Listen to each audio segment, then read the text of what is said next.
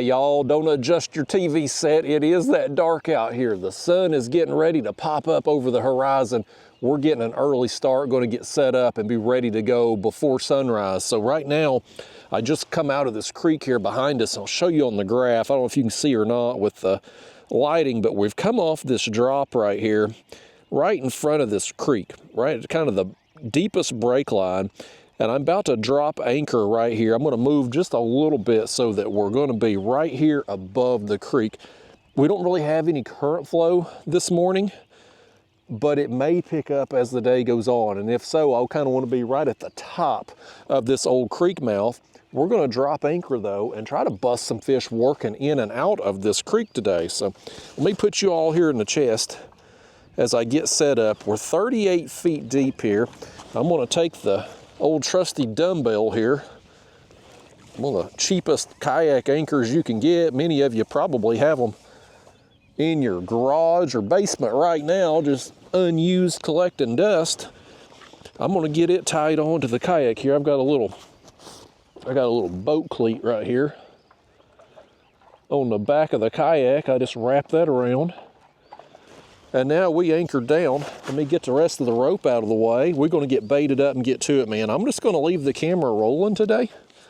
You're gonna be coming with me on a real fishing trip here, folks. It's about as real as it gets. Unedited, uncut footage. Just see everything that happens from right now when we anchor down to when we roll out of here. So here's our bait. I got a whole bag full of shad. I've got a carp in there, some bluegill, some yellow bass. We've got a little bit of everything, but the shad, it's plentiful, but the biggest shad are scarce. I've had a hard time getting large gizzards lately. The last few times out, I've had a million threadfin, but very few gizzard shad this size right here and bigger. So we're gonna put our biggest shad on first. That's been the bait that's been producing the best for me lately. And what we're gonna do is suspend it. We're gonna have it right off the bottom. Like I said, we are, depending on how the kayak's gonna swing around in the wind, anywhere from 38 to 39 feet right here, right off the bottom of that drop, right at the top edge of this creek, because the current goes this way, even though we don't have any at the moment. But I fished this spot for regular viewers. My last video, which was filmed yesterday, was filmed on this spot. It was a lights out trip. I mean, constant action from as soon as I dropped baits down till after the sun had been up for an hour or so. It was just non-stop action. So there's that rig. But I caught a bunch of fish. Had numerous doubles where both rods were going down. It was a great time. And I thought, you know, I'm gonna see if lightning will strike twice today. I don't know if it will or not, but we're gonna find out. So there that rig is. We got it set. I'll show you. I forgot to tell you you may not be able to see it right now. Anyway, truth be told, that sun's gonna have to get up a little more before we can really see out here, but we're using light tackle gear today. We hook a monster on this, we're gonna have some fun. But we've got #1 size hooks, 15-pound fluoro for the leader, a swivel, a little Catfish Sumo egg sinker there with the liner to protect our line and knot, 15-pound braid. Got Daiwa BG 4000 reels. And one of these rods is an ugly stick. One of them is a prototype rod from Catfish Sumo. Both are much lighter action than what you would typically see me use in old videos for catfish. I've always been kind of a heavier gear kind of guy up until the last few months, really. I've gotten super into the light tackle stuff because it's so much more fun. But anyway, we're set, y'all. We're gonna kick back, me and you. We're gonna watch the sun come up today and have us some fun. If today is anything like yesterday, and who the heck knows, every day is different. You never know what you're gonna get. It's here today, going tomorrow, sometimes with fish, and other times they'll be in an area for a while and you can just keep pounding them until they move on. And our weather from yesterday to today, very consistent. Nothing's really changed with current flow, water levels, water conditions. So it could very well be a situation where we have some more fish that are still here in this area and probably gonna be working in and out of this creek to feed. This creek, it's not a, we'll close your cooler here too, folks, by gosh. This creek, it's not a super long creek, but it is a shallow water feeding zone, and it has a clear path in and out for these fish to go through. They pretty much gotta go in through our baits. If they're working up and down this ledge on this deepest break line, they're gonna swim through our baits, and if they turn to go in and out of this creek, they're gonna come through our baits with how we're set up. So I'm just gonna put y'all here in the chest. Like I said, we're gonna leave the camera rolling today. You're gonna see everything, good, bad, indifferent. Any snags, I hope we don't get no snags. That's suspending. If we do, something's went terribly wrong.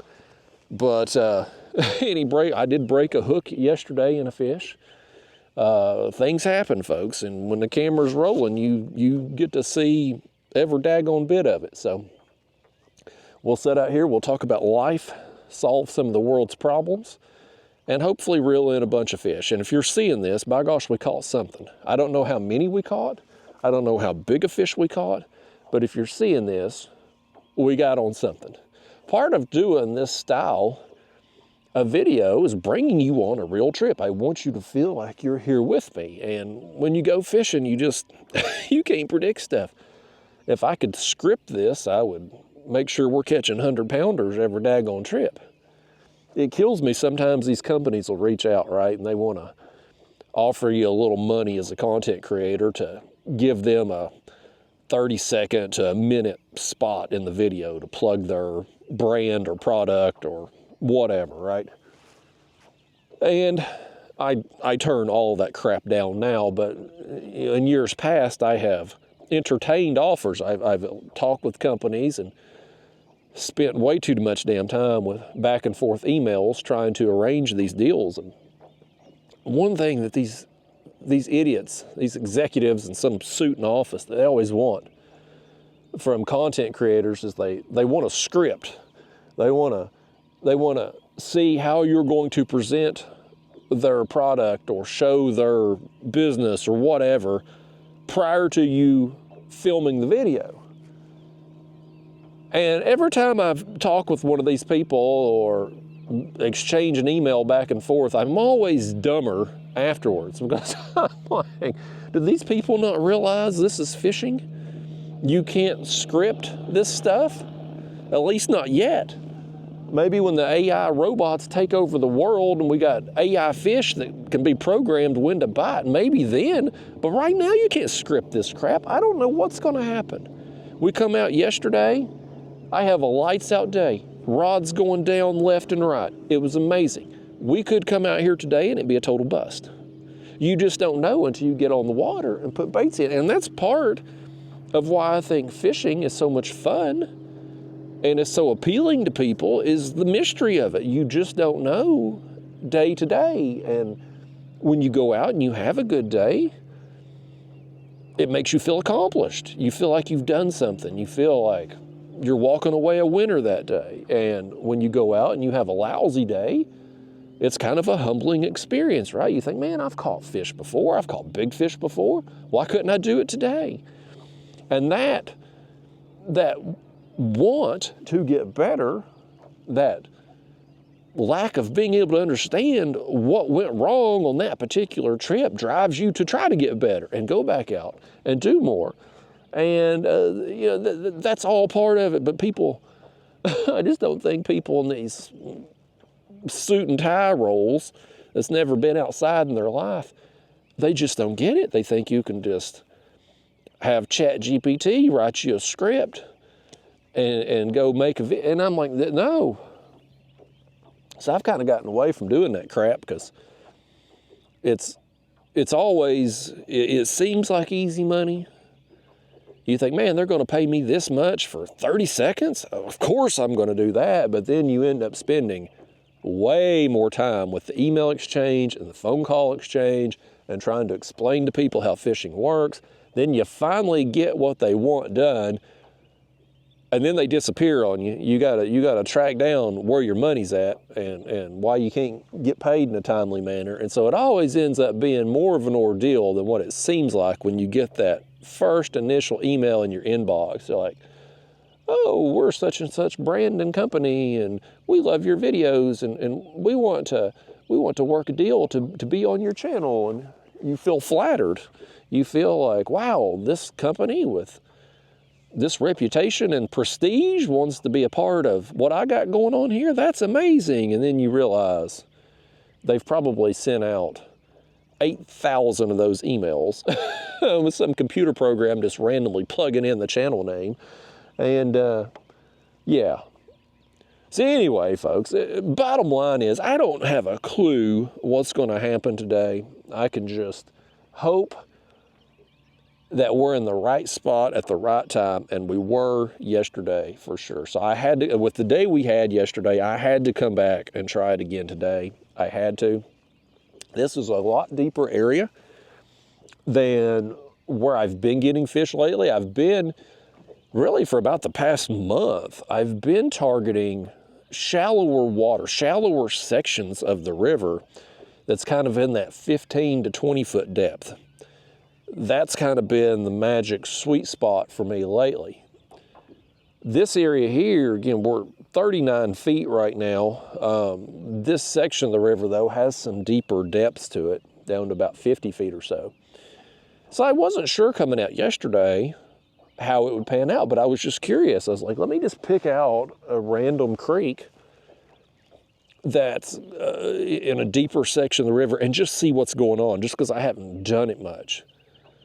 And at least lately anyway. And sure enough, it was on fire. Bunch of fish, got some good quality fish. And so I've said it, well, I said it yesterday, and I've said it in a bunch of other videos. There's just never a bad time to fish a creek mouth. You can go out any day of the week, any month of the year, and have a reasonable chance of catching some fish, and maybe some big fish, in front of these creeks.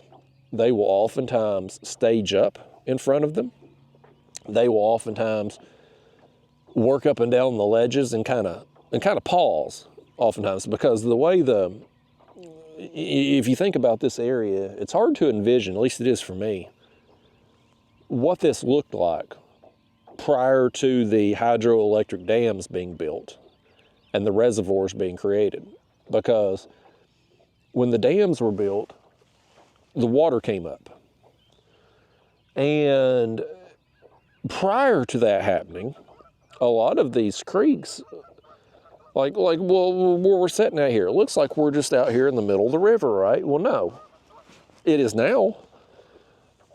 But prior to the reservoir being built, this would have been where the creek dumped out. And so if you had a major creek flowing in here, and even if it's not a major creek, if it had some flow going into the river, you'll oftentimes have a different bottom composition in that area. Like you may be swimming along here and it's mud, and then boom, a section of rock from where the old creek had washed everything out, and then mud again. So when fish are swimming along and they're in a world where everything's the same, and they come up on something that's different, they'll oftentimes kind of pause there. And so you'll get fish sometimes kind of pausing as they work up and down the ledge, or they'll stage up in front of these creeks and just kind of periodically work in and out of them. And those old creek channels give them a path where they can easily work in and out of the shallow water to go feed. And if you're set up in those places, and you're there when they move through or when they turn on to feed, you can have some really productive times. Blues, flatheads, channel cats, if that's your thing. I got some of them yesterday too. I literally got everything yesterday. I got blues, flatheads, and channels yesterday. One flathead. It was a tiny flathead too, but still got a flathead. And I think I missed another one at one point too. I had a rod just kind of, it was acting like a flathead bite. We'll never know, but the time of year's right. We're into spring. Surface temps here 70 degrees. I mean, we've had we've had a warm spring thus far. It got warmer quick. Water temperatures heated up quick. And I mean, we're in the time of year. I mean, we could expect a flathead on any trip. Don't always work out every trip, but the possibility is there. And I catch a lot of them doing this technique, this suspend fishing technique. I don't do very good on flatheads dragging. Trolling I don't. I get blues, get channels, but I don't get very many flatheads. I've probably caught, if you look at all the years I've been dragging baits, I bet I've caught less than 10 flatheads total doing it.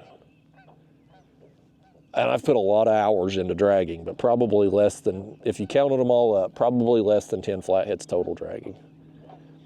But meanwhile, if I'm suspending baits, or if I'm anchored down, I got baits cast out, I've caught a lot of flatheads doing that. Now, why is that? I don't know, but that's just been my experience. So part of the reason I like doing this, I mean, aside from the fact that it's just really fun, this is the most fun way to catch fish, in my opinion. Well, catfish anyway. But the other big thing about doing this is it does give me an opportunity to not only have fun, but potentially hook more flatheads. And I've had some, and for me, it kind of varies. Like, I've had some really good years for flatheads, and I've had some really down years for flatheads. Last year was one I didn't catch a lot. And ironically, I think one of the biggest flatheads I caught last year, and it was one of, if not the biggest flathead I caught, was come from dragging, ironically, after me saying all of that. But yeah, the main thing is, like, you want to, when you go fishing, you want to put your baits where there's either fish at or fish are going to be. I don't know when fish will move through here. I can't predict that. But I know they will. And if we put enough time into a spot like this, we get bit. Bottom line, period, end of story, we will get bit. If you put enough time into a spot like this, you could pick any one of these creeks up and down the river chain. You've got a shallow water feeding zone, a deep water retreat for them out here in the river, and a path to get back and forth between the two. Put yourself in that path, you're going to get bit. I don't know when. I don't know how many fish are going to work through, but it's going to happen. And I'm hoping that with the weather staying the same and water conditions staying the same, I'm hoping these fish's feeding patterns are staying the same. I'm hoping they're here and they're going to work through about the same time of day, because yesterday it was right about now, I guess, when I started getting bit. I got on the water about the same time. Drop your anchor down. Anytime you drop an anchor, you're going to create a boom down there, right? When you drop a dumbbell to the bottom of the river. But, you know, after a few minutes goes by, the dust settles, fish come back to where they were, that's when the bite kind of ramped up. And it was on from now until after the sun had been up for, I don't know, an hour or so. I had about a 2-hour bite yesterday where it tapered. It started to taper off, but man, the first couple hours was gangbusters. And then after that, it really, as the morning got on, the sun got higher in the sky. I left out about lunch yesterday. The bite just off a cliff. But that's how it goes sometimes. And that's a part of the reason why I like fishing the morning hours. You get on the water at sunrise, see a beautiful sunrise. I don't know if we'll see much of it today with how the clouds are. Hopefully them clouds will kind of blow out so we can kind of see that sun come up. But, oh, this one got hit. Did you feel it? Fish number one. Oh, he's pulling. Fish number one, just like that. How far are we into it? Oh, no. I'm trying to look at the camera and I lost him. I asked y'all how long it had been. You should have told me instead of making me try to hit the button on the camera. I blame you all for that. Those of you that fish with me know I've never lost a fish in my life, but every time I fish with you all, you manage to lose them. I don't know how that is. I've still never lost a fish though. All right, well, we had the first bite there and he felt pretty good until y'all lost him. But that's a good sign. Yeah, buddy. But yeah, you know, when you go fishing though, folks, the main thing is put your baits where fish should be or where they're going to pass through. You know, we've got the graph on right here. I can go ahead and turn it. I probably will turn it off here in a little while just to save on battery. But like, I don't see anything on the screen right there, right? And I don't even care, because a spot like this, you roll up on it now, maybe there's no fish here. There could be in 3 minutes, in 5 minutes, maybe 5 hours. We got something else over here. Another one gave it a little tug right there. He's back on it again. But the point is, fish could work through it any time. So if you put your baits where fish should be, or where they will be, then you're just playing the waiting game. Bait and wait.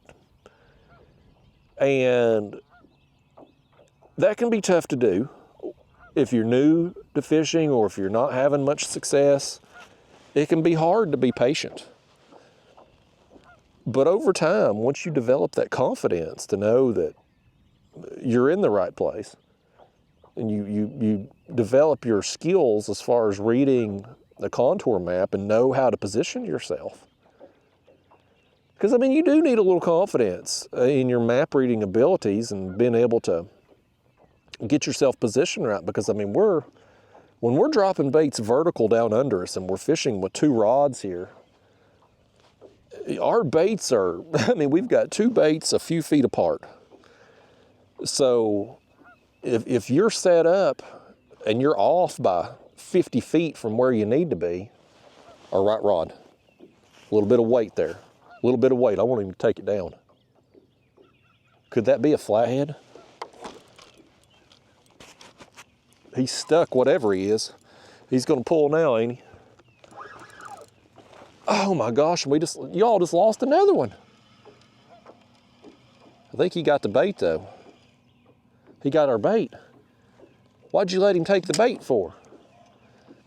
Goodness gracious, we're 0 for 2, folks. This is the, what you get here, Justin, for doing an unedited video. By God, you lose 2 fish in a row to start the trip.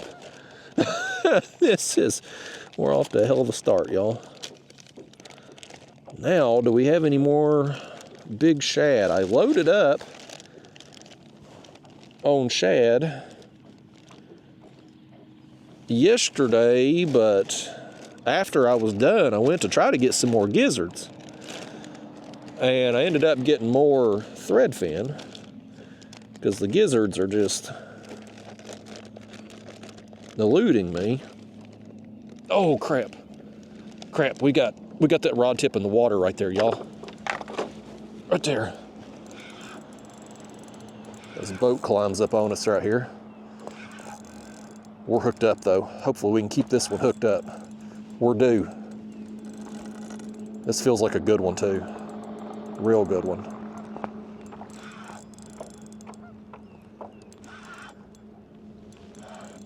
There's Dumaflotch over here and the boat goes by.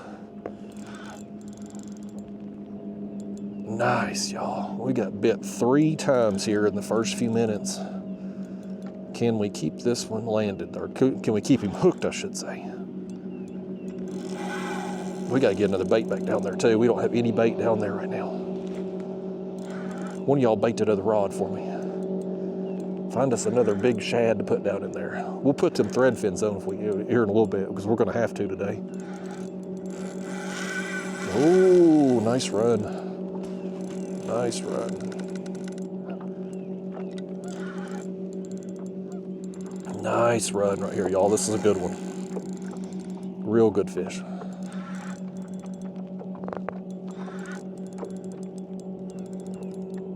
Yeah, we just gonna take our time here with this light line, 15-pound test, light wire hooks.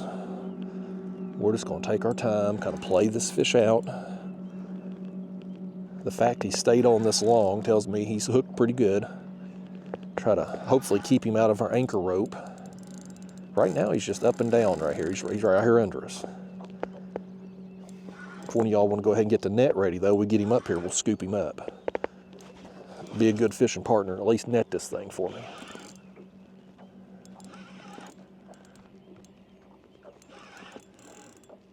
We should be seeing him here in a second. Nope, I'll take that back.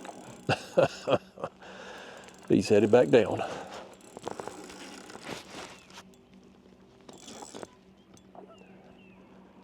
This is what I wanted out here today though. Get on a good bite right here at sunrise, and then get off the water for all these bass fishing idiots come out. Although we're already seeing too many of them already.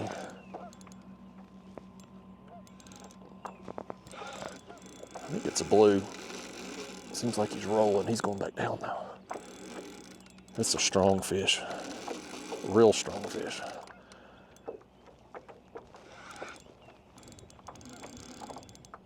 Real strong fish. This one feels good.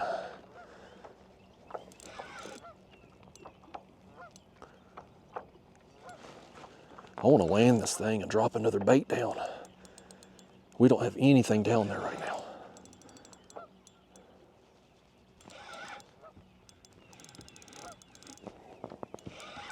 That's a big blue cat. Big blue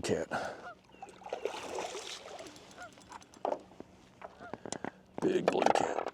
Let's get this thing out of the way.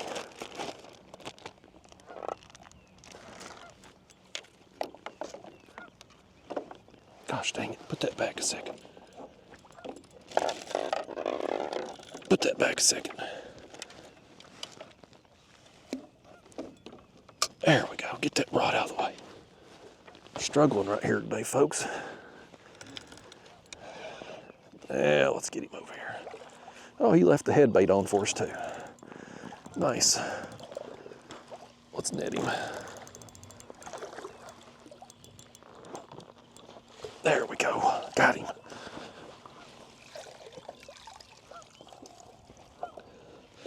Nice fish. Very nice. Very, very nice fish to start the day. Get our front camera mount set up here.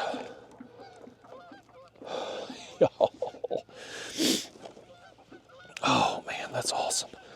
That's how to start the day. Where's the hook at? Whew. That was a battle. Let me get the hook. Hold on, fish, I gotta get the pliers on you. Open up. Okay. Here's what I'm gonna do. He left the bait on. We probably need to reuse it anyway because I don't have very many shad head, at least this big one. I'm gonna drop it back down while we hold this fish up. That way we can get into the bait down there. We'll hold him up and then we'll get the other one rebaited.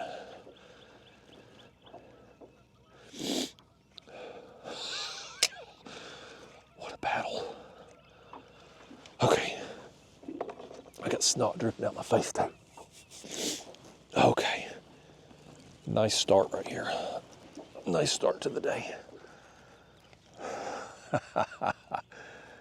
Yes. All right.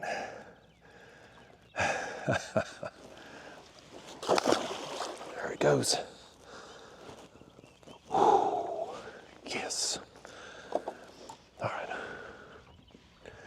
Now let's figure out what we're going to do for bait. I've got a carp that we're going to work into. I really wanted to go with another shad. Here's one of my bigger pieces, I think, from yesterday. That thing's all nasty. It's all bled out. Lord, now you've hooked the bag. Let's see what we got here. guess we're just going to put on some thread fins. I may not, if I got some more bigger shad, they're buried in there. We'll just do this. We're going to take some of these. Apparently we're going to get our line wrapped around a rod tip here. Okay. We're going to take some of these thread fins and put multiple shad on the hook and trim the tails. I caught some good fish like this yesterday too, but it's something you can do when you've got small shad. And I don't know why the gizzards have eluded me. I don't know where they're at. The places I've been getting them, I'm not getting them now. The only thing that's been there is a bunch of small thread fins, but we're going to make the small thread fins work. So we've got the slime, we've got the oils, now we've got the blood where we trim the tails coming out. Okay, down it goes. That carp I got is going to be a pain in the butt to try to cut up, but I was throwing the cast net for the shad yesterday, and I got that carp. And if you've ever got a carp in a cast net, you know what a pain they are. And he was a smaller one, but boy, he was all up in my net. So we're going to work him in at some point this morning. But it will be a pain to cut him up. Let's go ahead and toss that tail out too. We don't need that. And still, we got our first big fish, 3 bites, and the sun ain't even up yet. We off to a heck of a start. Unfortunately, we've seen more bass fishermen than fish so far, but here, I got to turn this off too. It's light enough now, we don't need it. Set this behind us. There we go. All right. I gotta get the snot out of my face, y'all. I apologize. It's allergy season here. I'm on the dang Flonase, but it's still all this pollen. I mowed a couple days ago, and I got all that dust, and I'm feeling it. Yeah, we're going to watch a beautiful sunrise over here when it pops up over them clouds, and hopefully be reeling in some fish while we do it. We clearly had a school of them come through for us to get that many bites that close together. And right here's another one on the screen. You can see him right here. It's right off the bottom right there. But there was a school of them come through. We got 1 out of the 3 that we hooked. If we had had other baits down there, we could have maybe got another one. Who knows how many was with them. But they were either working up and down the ledge or in and out of this creek one. And right place, man, right place. We're where we need to be. Just a matter of how many fish are going to come through today. Hopefully a bunch. Hopefully some big ones too. I'd feel better about it if I had some more big hand-sized gizzard shad. Oh.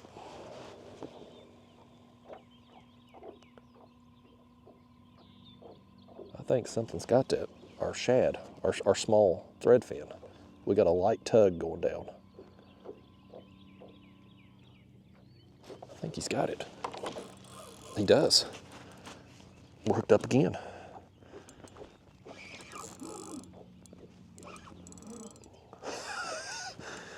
We're off to a hell of a start here.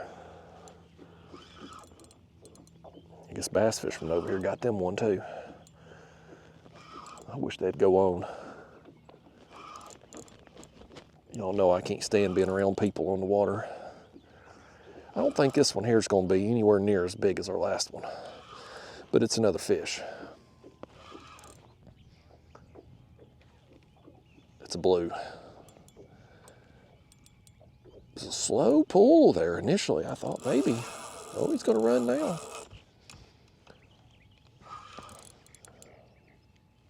slow pull though. I thought, man, it might be I'm wanting a damn flathead so bad.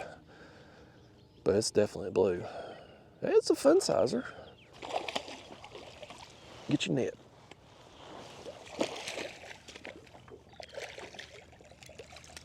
Get your net fish, there you go. I'll be damned, he's bigger than I thought he was. He's much bigger than I thought he was. I thought he was a smaller fun sizer when I first got a look at him there at the surface, but he's actually a pretty good fish. #1 size hook, folks. I'm telling you, it don't take a big hook. That's one of the cultural things I fell in the trap of for many years, using hooks that are way too big, way too thick a wire. Don't need it. Don't need it at all. Okay. Yeah, that's bigger than I thought he was. I mean, he's a skinny fish, but he's longer. Longer than I thought he was when I first got him up to the surface. He's got some weird marks. It's almost like damn cigarette burns on him. He's got them on this side too. Oh, but tell he might have an abusive dad or something. I don't know. We'll get him out of here. Somebody's been putting out cigarettes on him from the looks of things. All right. Let's do it again, as the sun still ain't up. Let's get some more of them shad. That's what we're going to do, unless we find another larger. Actually, that right there might be a little bigger one. Where'd he go? There he is. We've got a couple bigger ones. Well, they're not that much bigger, but they're bigger than some of the others. We'll maybe put both of them on, maybe.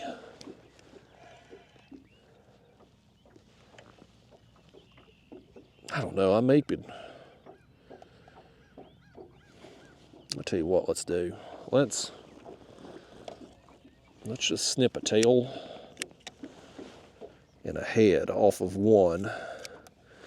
And this one here, I'm just going to cut in half and switch out that other bait. I think we'll do that since they're slightly bigger shad. And then we'll go back to the thread fins again. I'd like to have a big piece of shad. I've been doing so good with those lately, or the shiners, but. All right, back down that one goes, and we'll switch out our head bait.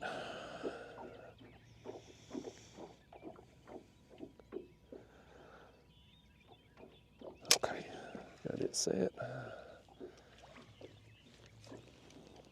Now let's reel this one in. We'll keep this head in case we need it. But it's been down there, I don't know, what, 30 minutes now. It's been eaten, so it's been squeezed. Yeah, all the innards are gone out of it there. It ain't no good anymore. Let's put this one on. No good, the bass fishermen are leaving. Y'all know I don't like being on camera talking around people when they're that close. They caught a fish over there, but spent 5 minutes there and moving on. Let's put the bag back in the cooler. Okay. All right, y'all. 2 fish, few bites. Sun is just behind the clouds over there coming up. We're right here at sunrise. Oh, damn, them bass fishermen ain't leaving either. They're going in that creek. I'm filming this on a Thursday, so I thought there'd be more people on the water today, especially as many as I ended up seeing yesterday. There must be some college tournament or high school tournament or something going on, because the people I seen yesterday looked like kids, and them in that boat there had an adult and 2 high school, college age kids, so they probably skipping class to get ready for a tournament or something. Priorities, you know. Probably learn more out here than they would in school anyhow. Some of the best years of my life wasted in school. Teaching us antiquated. I mean, think about all the crap in school, all the way up from elementary, middle school, high school, and college especially. You just memorizing crap. And for what? We have a personal computer in our pocket at all times with a cell phone. You can get the answer to anything with the click of a button. Why do we need to memorize all that crap for? It's such a waste. Tell you what ain't a waste though. It's that sunrise over there, folks. Take a look at that. That's magical, ain't it? Wake yourself up right now and take a look at that. Most of you sleep in too damn late. You need to get up and get your day started early. You'll be more productive, accomplish a few things early in the day, and it sets you up for success throughout the day. That's how I view it. I always have better days when I get up and get going early. And my perk of getting up and going early is you get to see that right there, which is even more beautiful when it's being seen from the water. We didn't get some of the colors today as we got yesterday, but it's because of them clouds there. If we could have seen it right as it got up over them trees, it would have been even more, it would have been even better. But it's still beautiful nonetheless. Beautiful sight, man. Beautiful sunrise, catching some fish. Gives me hope that there's still some fish here. The fact that we got 2 landed and had them other bites. I think there'll be some more working through. I want to get a flathead today though. That's what I'm jonesing here. I'm chomping at the bit to get a flathead. And you know, what I've seen lately too from other fishermen in my area, a lot of people are getting them real shallow right now. I mean, I'm talking 2 or 3 feet deep. Like they're going to the back of these creeks and working out. And, you know, that's certainly a strategy. That's an option. We could do that too. But, a big splash over here to our left.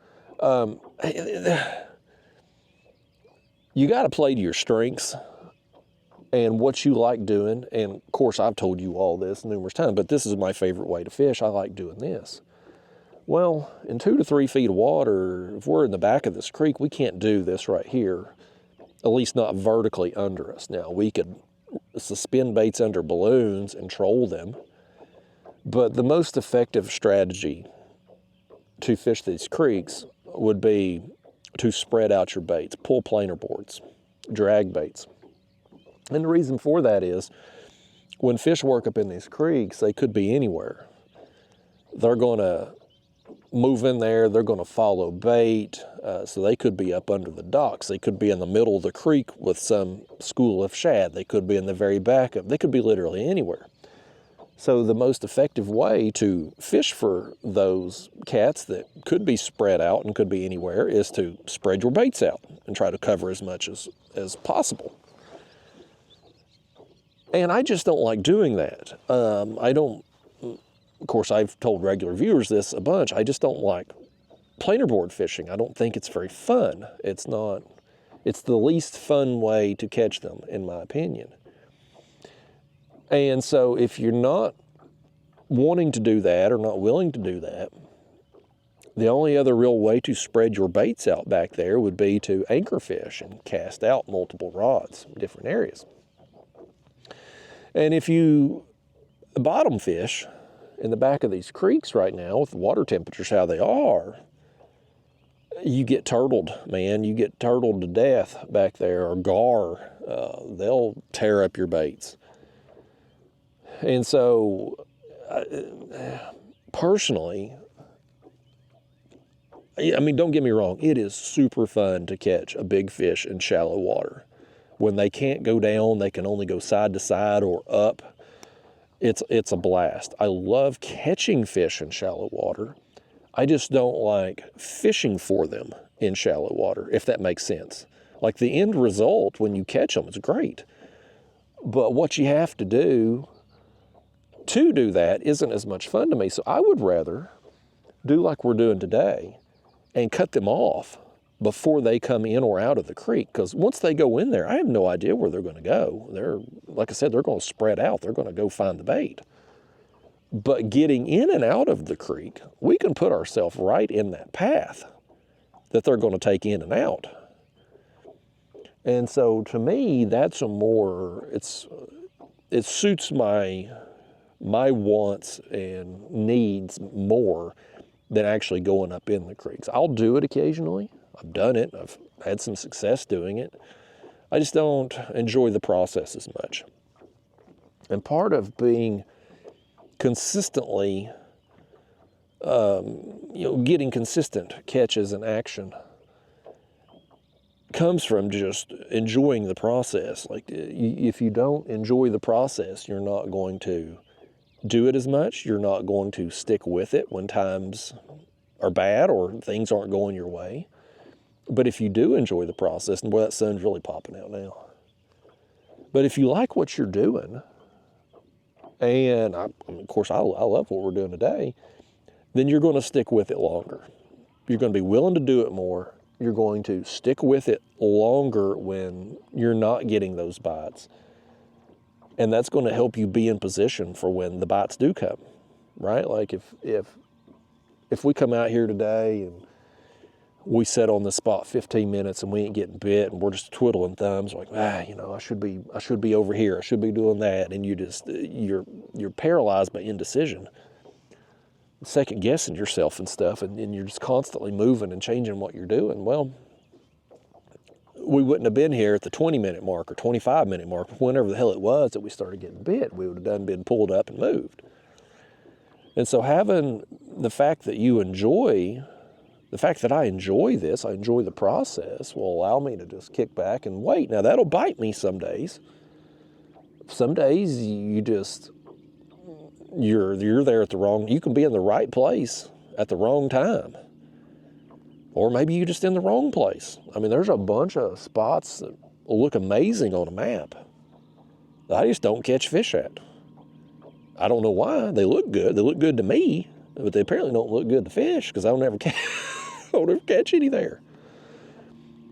So, I mean, when you do this style of fishing where you're going to set on a spot and wait fish out, sometimes you just left waiting and the fish don't come and you get skunked. You're definitely going to have more skunk trips fishing like we are today than what you are if you're trolling, dragging baits, covering water. Because you cover enough water, it's hard to get skunked. If you get out here and you work these ledges, you work these creeks, and you're pulling baits, I don't care, even if you're not pulling planer boards. I mean, if you're just fishing 1 or 2 rods and you're just covering a bunch of water throughout your day, it's hard to get skunked because eventually you're going to put your bait in front of something that's going to eat it. You may not have a lights out day, but you're probably not going to get skunked. But this, where we've got our baits in a very tight area and we're sitting still, we're not moving for the duration of the trip, it's like fish are either coming or they ain't. And if they ain't, we ain't catching nothing today. We're getting skunked. So I'm going to have some skunk trips. Even at as many years as I've been doing this, I'm going to have some skunk trips. It happens.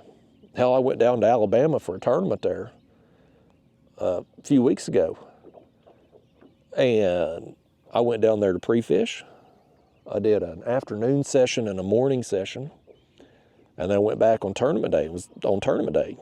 Full 8-hour trip. And I stunk it up, man. I caught fish. I caught fish every session. But I stunk it up. I didn't do worth a damn. I just couldn't dial it in. That happens. I don't care how good you are, how long you've been doing something, it happens.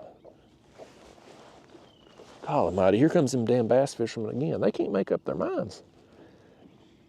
You know what I was just talking about, how you run all over creation and you don't accomplish anything? That's these fellas right here. They running around. They fish this creek. We'll have 10 more boats go in here today, fish that same creek, doing the same thing they are for 5 minutes and then blow right out. Oh, our left rod got a little bump.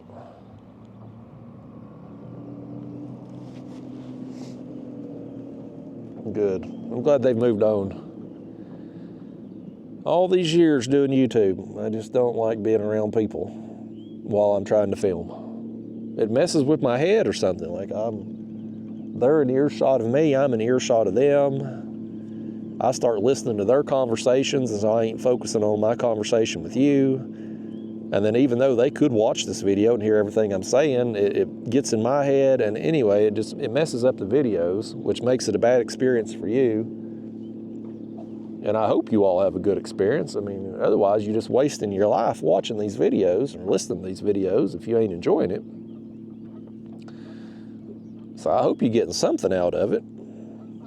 The main thing I hope for this style of video is that people who can't fish, whether it's work commitments, family commitments, maybe you got health problems, and you enjoy real fishing trips, like actually getting out on the water and going, I'm hoping these videos maybe bring you with me, maybe give you that, obviously not the same as actually being out on the water and doing it yourself, but I'm hoping it's some similarity to what you would be experiencing. I mean, it's about as close as you can get on video purposes anyway. I mean, aside from actually being out on the water. Well, some people like it and some don't, man. I've took a lot of grief from the general public for these videos. I hate this. This is so stupid. Go back to your shorter videos and blah, blah, blah, blah, blah. And I just like doing this better when we get right down to it. Back in 2024, this style of video was rolling, man. I couldn't do no wrong. Every one of them was a algorithm jackpot winner. Now it's kind of back to normal. I've got my core audience that likes them, and occasionally you'll get one that the algorithm pushes. But it comes down to the fact that I just enjoy it. Oh, I enjoy reeling in fish too. And we got one right here. I glance up, I never felt him. I glance over and rod's going down. Fish, if you'd been 5 minutes sooner, you'd seen that sun peek over the cloud. This fish missed his opportunity to see a sunrise. It would have been the first one he ever saw. I tried to tell him to get here earlier. I sent him a fax and an email, and he apparently didn't check it. Danged old fish. They publish the sunrise times on the news every day, but he didn't. He said he's tired of watching the news. It's all garbage on there. You can't trust none of it. Don't know if it's true or not. The news is always lying, ain't it? Ain't it, fish? Come on in. He's another one there. It's fairly long, but very skinny. Very skinny for his length. Let's see where you're hooked at there, sir. The bait looks kind of chewed up. But we got him right in the... We didn't even get him in the tooth patch. We got him in the skin in front of the tooth patch. Let's throw that over there. I ain't giving you front camera time, fish. I'll turn you in the light at least. You'll be happy about it too, won't you, fish? You old skinny thing. My gosh, go eat a sandwich, fish. He needs to get him a protein shake or something there and bulk up a little bit. Needs to hit the gym, fish. You're going to get the ladies now. Yeah, let's go ahead and throw that out. I'm going to go back to putting some thread fins on again, I think. We'll try a few more thread fins. One of my, actually I think it is my biggest fish recently came on like just a few thread fins like this. I had 3 or 4 of them on a hook. And let me find a little bit bigger. Yeah, that'll be fine. One of my biggest fish recently came on that setup. I mean, it works. I would just prefer to obviously have a big gizzard shad that we could use a head and a chunk and have some substance to it, if I get my words out. But we can make these small shad into a slightly bigger profile. And it also too creates a kind of an illusion of a little bait ball down there, like a few shad that have been separated from their school, making them easier to pick off. So you get a little bit more scent, get the illusion of a cluster of bait, and a little bit bigger profile with smaller size baits. So it's something you can do. Like if you're going out and you're netting shad and you're not getting the size that you want, you're not getting the big gizzards, you can make the thread fins work. I don't know where the gizzards are at. I don't really know. I was getting them. I had a few different creeks recently where I was getting big gizzards. Something already on that? We just dropped it down. We just dropped it down and we're already hooked up with it. Yeah. I mean, just literally got it back down in the water and something's already on it, man. It couldn't have been 30 seconds. Nobody would have believed me it was that quick if we hadn't have had the camera rolling nonstop. He ain't gonna be very big though. Tiny little blue.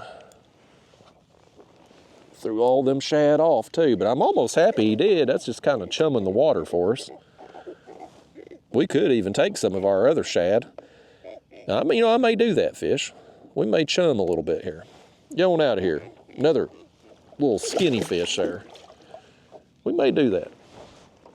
Take some of these shad, because we got so many. We'll just take some of them and trim them up and see if we can get a little more scent down there in the water. But yeah, I mean, the gizzards, I don't know where the hell they've gone. I had a few creeks I was doing really well in, and now it's like they're not there. It's just a bunch of threadfin in there right now. I fished, when I got done yesterday, I hit this creek, went back to the car and got the live scope, got back out on the water, looked around. I didn't see any gizzards in here, just tiny thread fins in here. So when I left this creek, I ended up going to another one upriver from here where I'd been doing good. And again, same deal. I got that one big gizzard there that we started with today. And I got that carp, but otherwise just smaller thread fin. So I'm like, well, I'm gonna keep a few. We'll roll with it. You gotta use what the river gives you.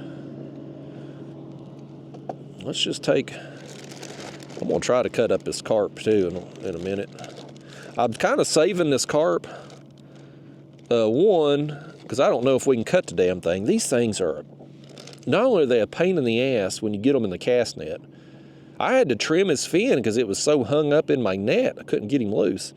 But they things are scales and bones. They are tough to cut, even one this small.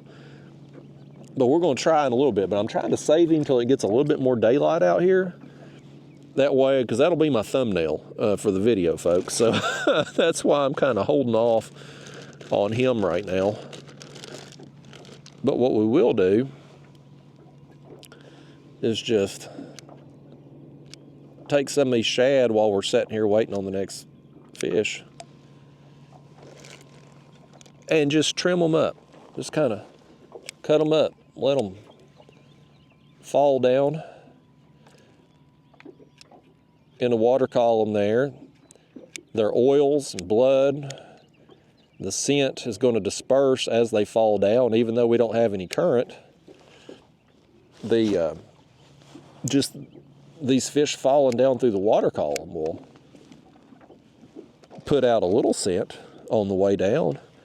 Also, the scales too falling will create a visual presentation and maybe draw some fish in. One of the, well, it was that flathead actually yesterday. He had ate a bluegill head I had down, which we got some bluegill here in the bag too we'll work in today. But he had ate a bluegill head. That's what I had on the hook. And I get him unhooked, and he spits up one of the shad, one of the thread fins. And I knew it was a thread fin I had put down there because the tail was missing.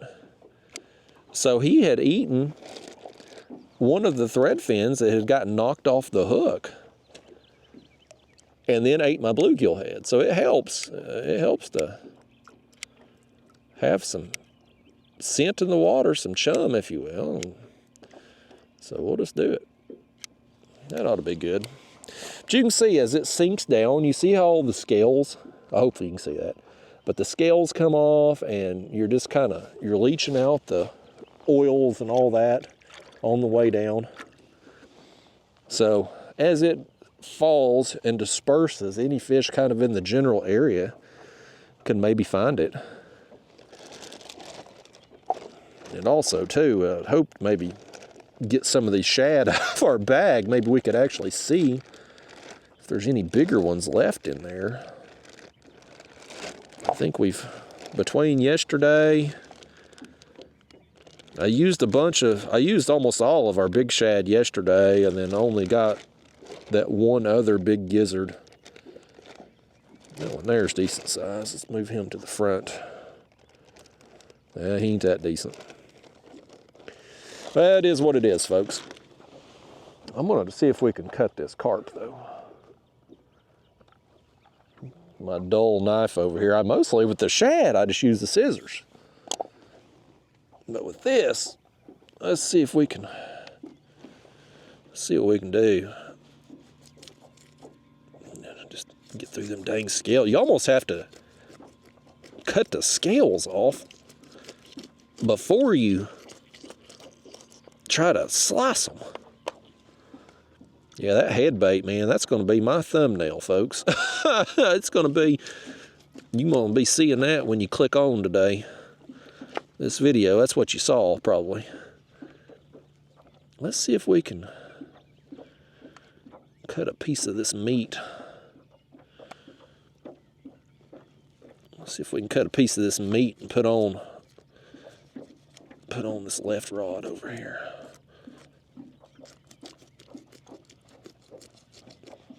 The smaller ones are still possible to cut. But boy, you get a carp that's, 3 pounds, 5 pounds or bigger. Boy, I mean, they're just damn, you need a chainsaw to get through the things. Put that back there a second. I'm gonna take the scissors and cut this rest of this part here. Try to, anyway. I want y'all to hose this kayak down real good too after you've made a mess here cutting up this carp. We'll have flies and everything else up in here today. Okay. All right, let's see what we can do with this thing. Let's put that big hunk of meat on right there. Offer a big bait. We'll have a thread fin there on the right rod, and we'll have a bigger piece of meat here on the left rod. It's gonna take his hook. Oh, that rod's in water. Hold on. Grab that rod over here, y'all. Grab that rod. We got one on. I'm trying to get this one set. Here, let's drop this down.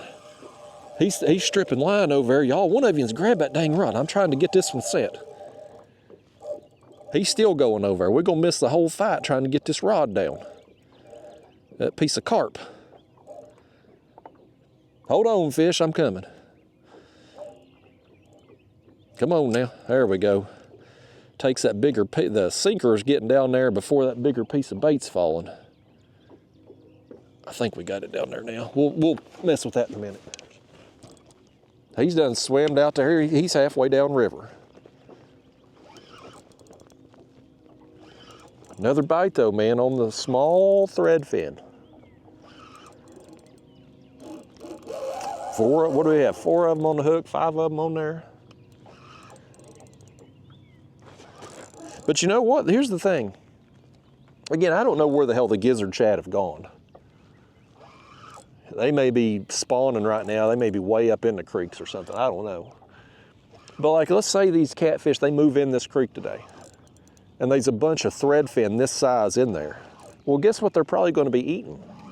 Those thread fin. So if that's what they're keyed in on and that's what you're using, well, of course you're going to be able to catch them. So, I mean, a lot of that, sometimes I think too, like just using whatever is most readily available, at least, I mean, as far as bait goes, like that can be a good strategy.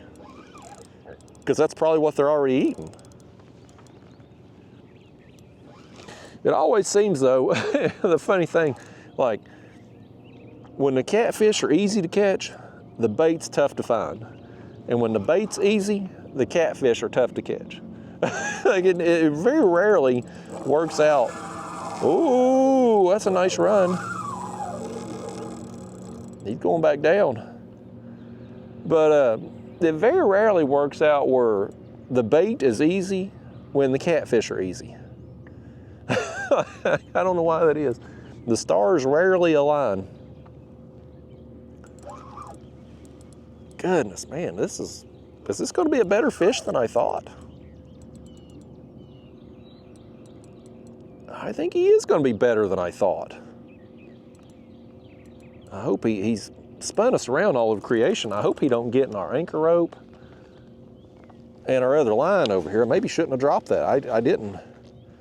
I wanted to get that other bait down there.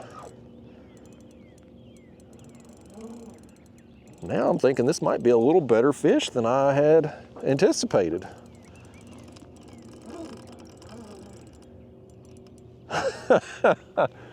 We just take our time, man. That's all we can do. Got this light tackle, man. You can't winch them. So you just play them out. That's part of the fun of this.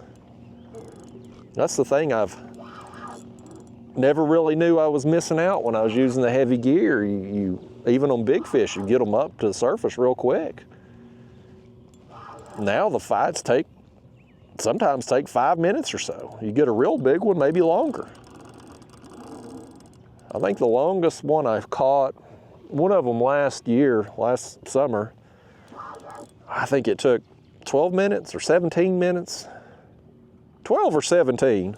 Both those numbers are jumping out in my head for some reason. But I mean, it takes a little longer.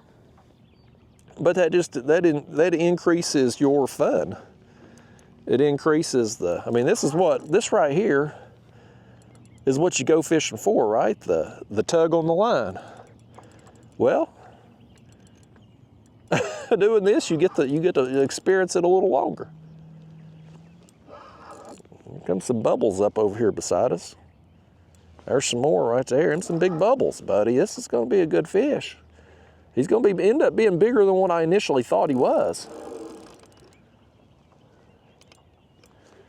On them old thread fin.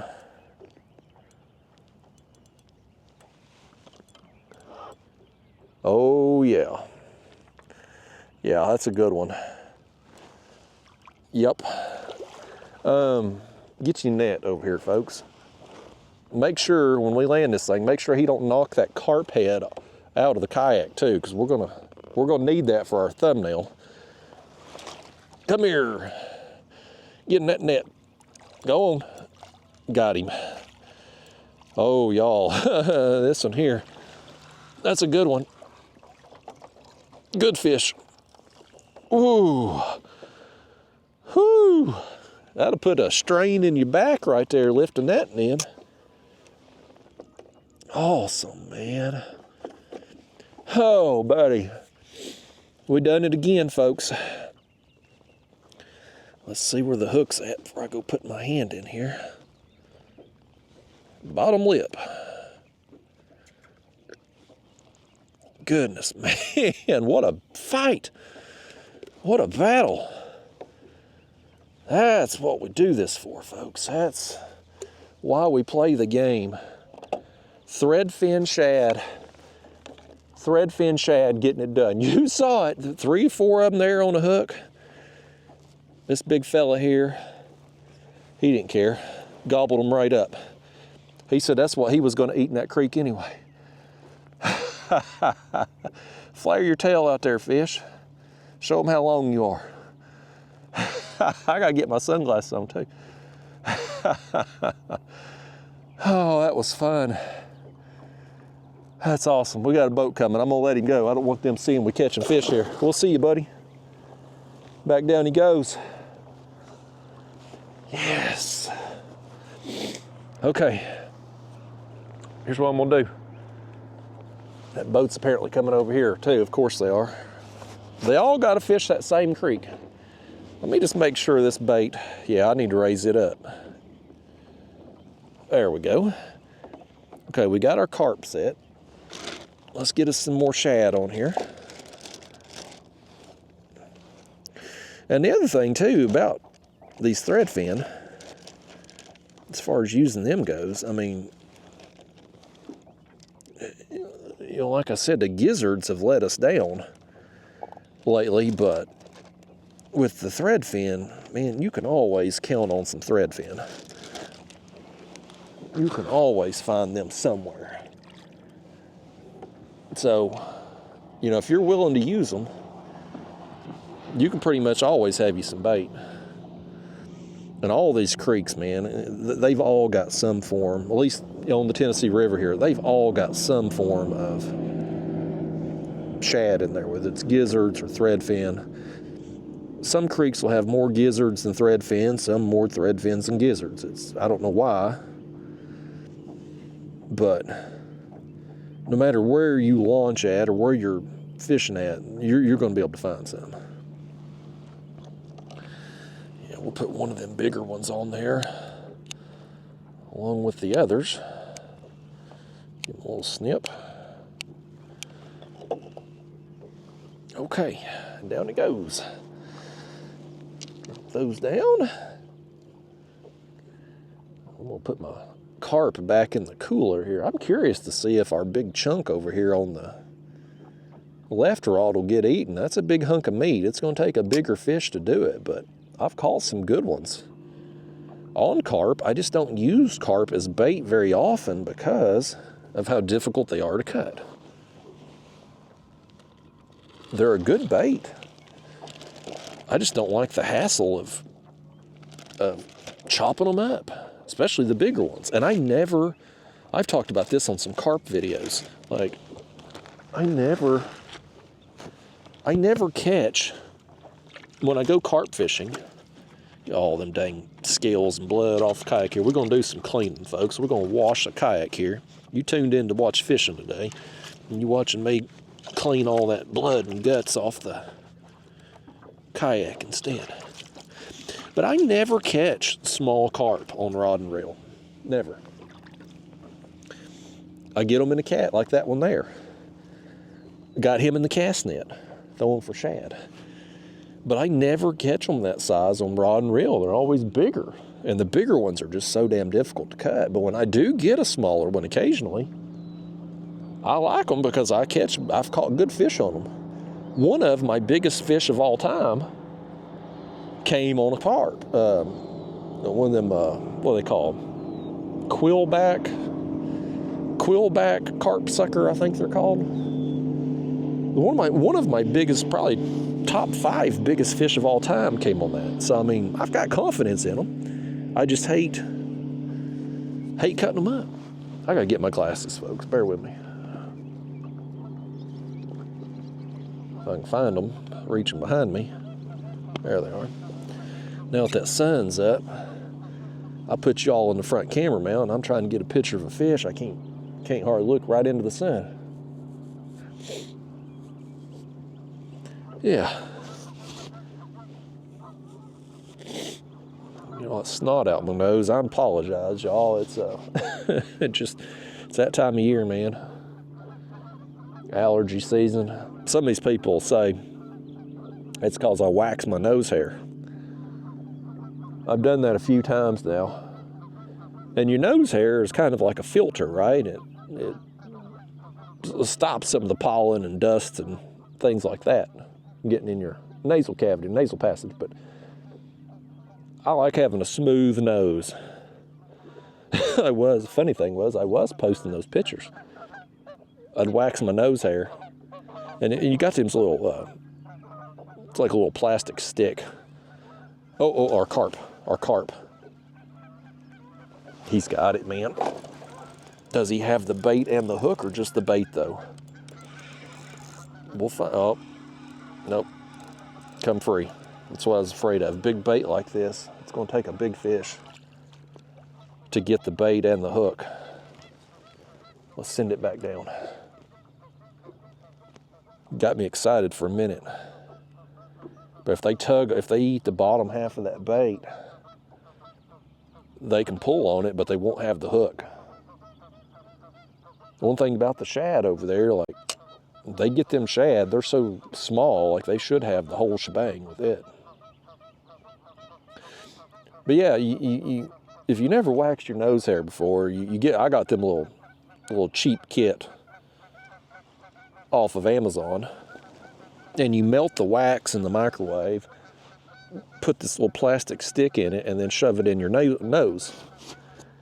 You let it sit there for a minute or two, the wax cools off, it hardens, and then you yank it out, and it hurts like a dickens. It hurts like these damn geese hurt my ears as they honk as they go by. But it hurts like a dickens, but it keeps you from having to trim your nose hair. And my nose hair grows, buddy. The older I get, the thicker and longer that nose hair gets. Anyway, I pull it out. Well, I post a picture of it on Facebook. And this is back when Facebook was still paying worth a damn. And that first picture I posted of just my nose hair on these sticks paid over $50. And so then I posted another one. And I think I made like 3 posts every time I'd do my nose hair. And I ended up making like $100 off nose hair. So I've got basically a lifetime supply now of nose hair wax kits due to the Facebook post making some money off that. But anyway, people will say, well, Justin, your allergies are flaring up because of the lack of nose hair. And to that, I would say I have allergies every year, regardless of whether I had nose hair or not. Because in the past, I've had a bunch of nose hair, and I still snot and sneeze and eye water this time of year. It just can't be helped, especially after mowing. We've been real dry around here lately. We've not had much rain. And so when I mowed, boy, my yard was a damn dust plume. Breathing all that in, even with the mask on, you still breathe a lot of it in and snot and sneeze for a few days afterwards.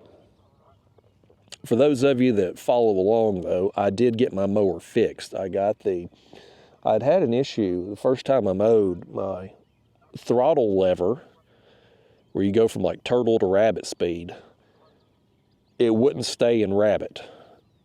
It would vibrate back up, and I ended up having to jimmy rig it with some dumbbells, hold it down to be able to mow. Well, I finally got the part I needed. I had to get a new throttle lever, which it wasn't bad. It was $29. But getting the new one, I saw what had happened. There was a little spacer on the side, and I guess it either vibrated off or broke over time. But anyway, on my lever that was on it, that spacer was gone, and that's what was causing the wiggle movement in the lever and allowing it to vibrate up. But I switched out that lever. It was I'm not mechanically inclined at all. You don't want me working on anything that requires tools, but I was able to do it in about 5 minutes. Just switch out that whole lever and cable. It goes to the mower. It was actually a pretty simple process. So cheap part, took a while to get it. Went to the local shop, local skag dealer. They didn't have it in stock. They had to order it for me. It took over a week for them to get it. But it ended up being cheap and simple fix, so I'm back in business on my mower. I'm able to, hopefully won't have any more issues this year. But I got that done. Got the yard looking good. I got my garden planted. I got a raised bed garden, and last year I had some end rot on my peppers. Like you'd have a pepper blooming or growing, and then the end of it would just rot off. Well, apparently that was a lack of calcium. So I added some gypsum, not to be confused with gypsy, like Borat needed the gypsy tears or whatever. Or eyelashes. Do you need an eyelash of a gypsy or a tear? I can't remember. Oh, or Carp again. I want him to have the bait and the hook. Does he have it all? Come on, buddy. Really take that rod over. I think you let it go. Small fish down there tugged on it. We're going to put that head on at some point, too. And that sun gets up a little bit more where I can get a good picture with that head. We're going to put it on and swing for the fences. We get that big head, that big carp head eaten, it's going to have to be a whopper. Hell, it's going to take a whopper to eat that hunk of meat we got on right there. I'd love to catch me a big whopper today, big golly whopper. But anyhow, I put some material called gypsum in my raised bed, and I'm hoping that's going to help with the calcium issues. But I got everything planted. My channel members, I'd done a video for them. They got to see everything. I do some, my channel members, one, they get comments, where there's no comments on my regular videos. They have a comment box on theirs, be able to interact, but I do some like behind the scenes stuff, videos mostly around the house, occasionally on the water, but mostly around the house, tell them about upcoming trips and meetups and things for sale and things like that, give everybody first access to it. But I'd showed them the garden there after I got it planted, and it's exciting me. It's that time of year. I like planting. I enjoy. I don't do a big garden anymore. I used to till up an area. I had a tiller and would till up a big area on the side of my house and grow a bunch of vegetables. And it was always way more food than I could ever eat. And I'd end up just composting most of it or begging people to take it, really. I think people would almost dread seeing me coming their way because I was going to try to force vegetables on them. It's just me and my wife there at the house. We just don't. There's only so much of that stuff we can eat, and even a small garden, you can grow a bunch of food. So I kind of I ended up selling my tiller, and this is my third year now with the raised bed, and I've really whittled down how much I'm planting now, and we're basically just growing what we're going to eat, and even still, we're getting too much. This year, I've got 2 tomato plants, 6 peppers, cucumbers, peas, and I always do a sunflower bed too, just because I like sunflowers. I planted the sunflowers I kept my seeds from. Every year I do sunflowers, I take my biggest flower, I'll take the seeds from it, dry them out, and plant those the following year. That way you're getting the best genetics that's adapted to your climate and soil and everything. That's the best way to do the seeds, but the cucumbers and the peas, I'll just buy a pack at the store and plant those. I used to start my own tomato plants, but since I'm only doing 2 plants now, I just go to the store and buy them, because you got to start them in the house and start them real early, and I'm like, I'll just go buy 2 plants at the store, easier. And peppers too. Peppers take so long to start. I just picked them up at the store too. I got a little tray of them. So, but yeah, got all that. It's looking good. The yard's looking good. Got everything cleaned up there around the house. The first mow of the year never looks good because you still got some leaves and stuff from winter on the ground, and usually the weeds are tall, but the grass hasn't started growing yet. And by the second or third mow, everything's green, everything's looking good. So we got the place cleaned up and looking good again.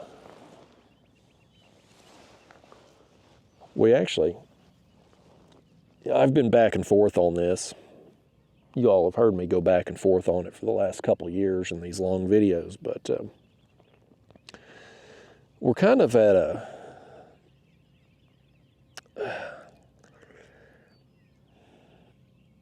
I don't know. It's not really a dilemma, but it's kind of one of those things. If an opportunity came up, we would probably jump at it. Me and my wife. So we have my house. And my house, when it was just me living there, was perfectly fine. It's a 3-bedroom, 2-bath. More than enough space for just me. But with my wife there and all of her stuff and animals that we have, it can be a little cramped sometimes. And you throw that in the fact that I don't really like the town I'm living in that much anymore. I used to. It used to be a great place to live.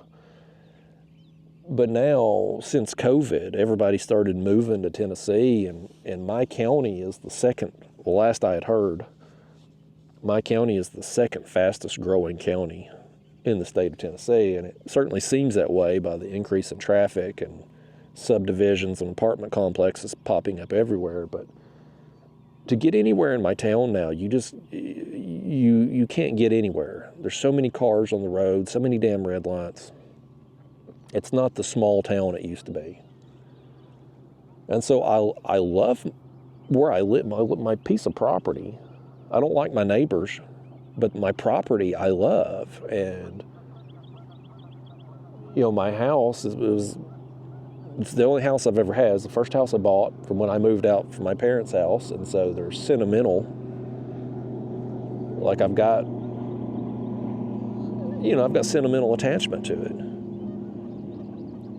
But me and my wife, we have looked at a couple places. On one hand, I think realistically there's a greater than 50% chance that we're going to move to Florida within the next decade. And so if we do end up going to Florida, it doesn't make much sense to get a new house around here now if we're just going to be moving in a few years anyway. But at the same time, too, it would be nice to get out of the traffic jams that I currently live in every day and have a little bit more space. So we'd looked at a property last year, and it was a great deal on the house, but it was so far out in the middle of nowhere, and the property taxes were so high on it. It was actually more house than we needed. We ended up passing on it, and then there was another one that came up the other day, but it's already got a contract on it, and it's a lot of house for the money. Really good deal for my area right now. Not as much land. I have 4 acres right now. It was only 2.5 acres with this place, but it had a pond, had 2 garages, a pool, and double the square footage that we currently have. And it's still in the same town that I live in, but it's on the other side of town. So we wouldn't have as many red lights to be able to get to the interstate, if that makes sense. So definitely would be, but it's already got a contract on it. That's kind of how it goes in my area right now. If something's a good deal, it's gone instantly. It's just because there's so many people. We've got so many transplants here from New York, Michigan, California. Everybody's moving to Tennessee. Everybody. I just want to put a sign up. Ever interstate, when it says, "Welcome to Tennessee," I just want to put a sign up over it that says, "We're full." Go back home. It's just, I mean, it's a good tax place here because we don't have a state income tax. And cost of living used to be significantly cheaper than some of their surrounding states. I mean, being a travel nurse for so long that I was before this YouTube crap took off, like I've been to a lot of other states, and I've seen the cost of living there. And of course, talking with coworkers and whatnot, you kind of get a feel for housing prices and property taxes and things like that. Tennessee used to be one of the more economical places to live, but since everybody started moving here, supply and demand, and prices went up on everything.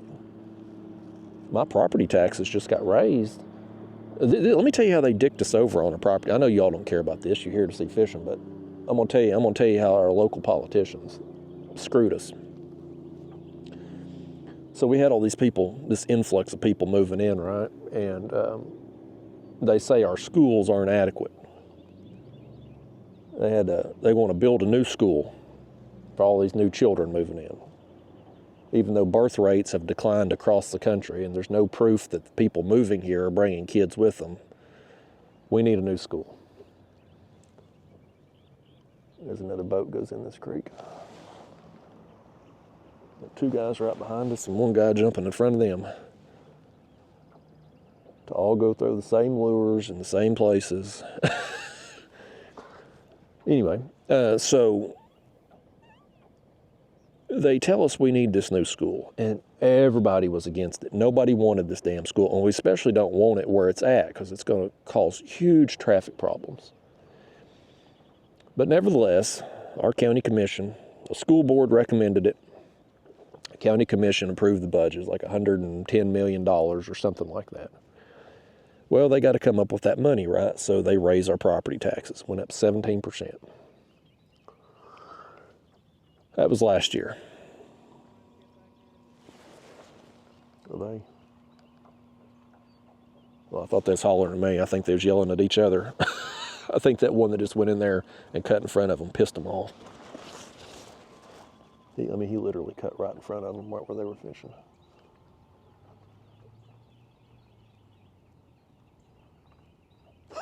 He literally went right over their lines to go in there.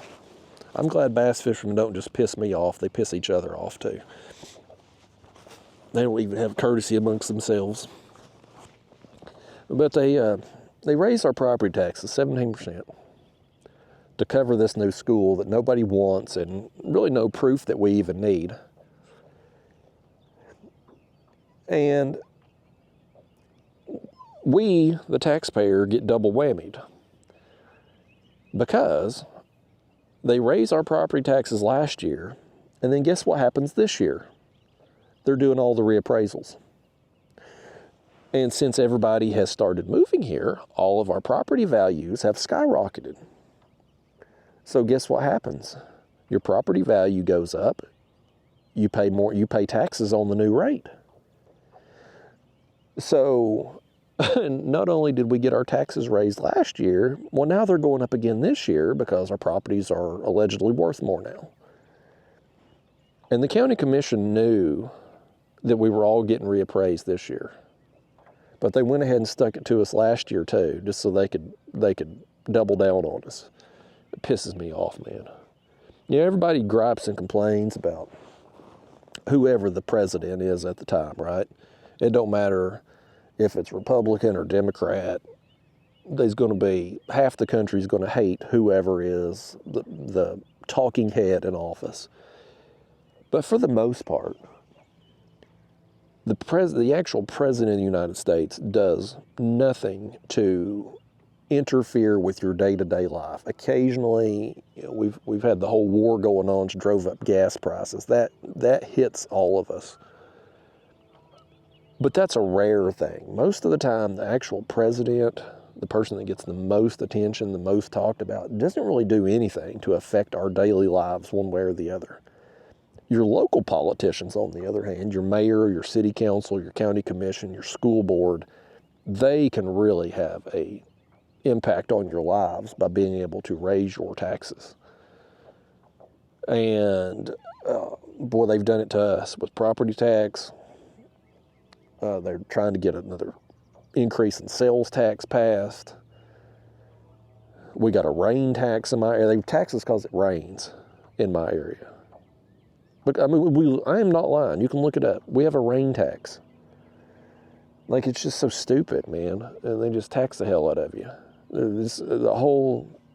The city council's corrupt. The county commission's corrupt. Our mayor's corrupt. Our mayor's got his hand in every damn real estate deal that happens in town.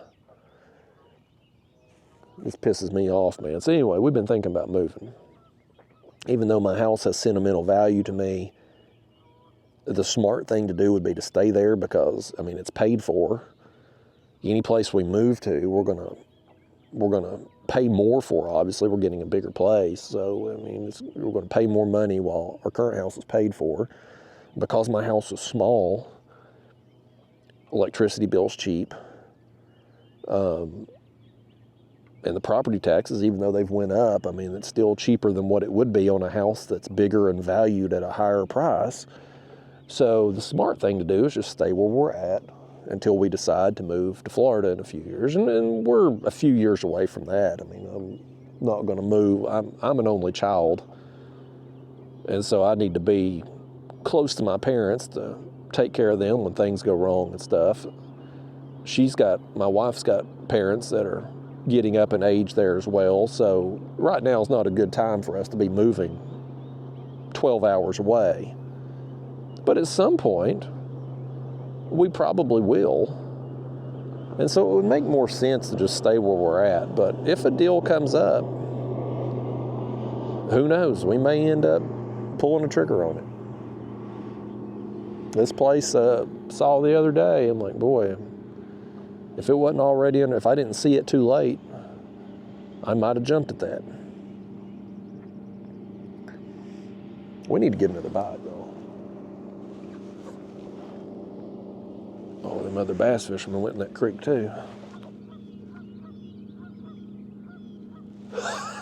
Not only did that other guy go right in front of where they were casting, but he jumped right in front of them and started fishing down that bank they're going down, too. That's funny.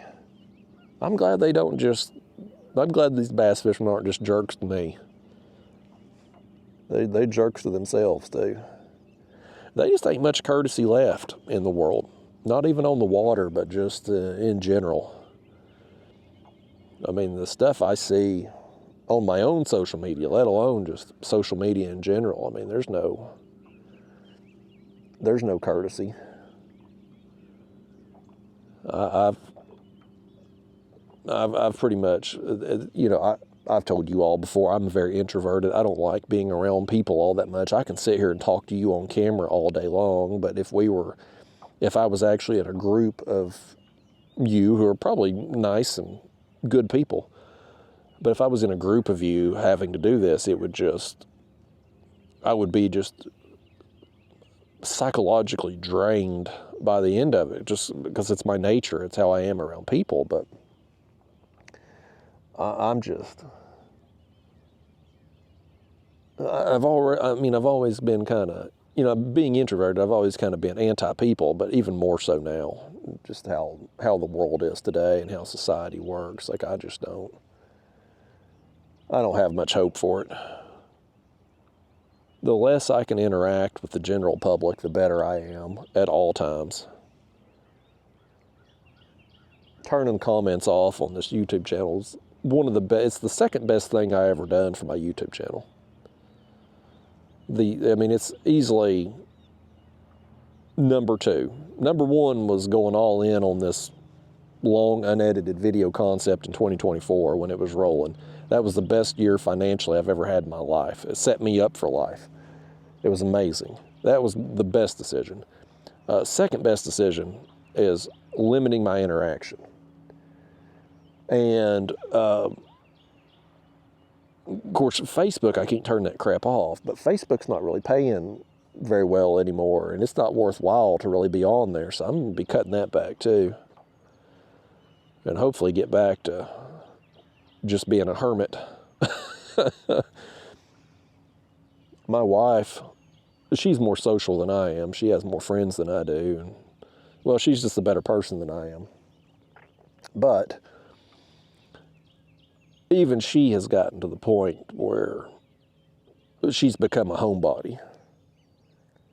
Like, I mean, she'll come home after work, and I mean, our favorite thing to do is just sit out on the back porch, listen to the birds. She'll sit there and read her book, and I'll play a little Mario Kart there on the Nintendo, and we'll just sit there and enjoy the porch life. We'll go out about once a week, go out and eat at a restaurant, you know, have somebody else cook a meal that she don't have to cook, and go out and do some kind of activity or some kind. But even then, there's been some weekends where used to we would always go out inside at a restaurant, right? There's been a lot of times where she's like, you know, why don't we just get something and bring it back here? And I'm like, honey, that's a great idea. She's coming around to my way of thinking. She's become more of a homebody as well, way more so than she used to be. It's just dealing with public, man, dealing with people. It just drains you. All the negative, and I'm a negative person anyway. I'm very pessimistic, and so when I'm around other negative people, I feed into it, and it just compounds the problem. So it's better for me to just not be around it. I have to be around positive people, and there's not many left. And positive people usually don't want to be around me because I'm going to bring them down because of my negativity, my pessimistic nature. So it's really not a society problem. It's more of a me problem. I'm the problem. The society is how society is. I just don't like him. So I accept the fact that it's me that's the issue. But I like me. I love me, actually. I'm happy with how I am. So I'm going to continue being me. I'll just be me by myself. It's me, my wife, and the animals. That's all I really need.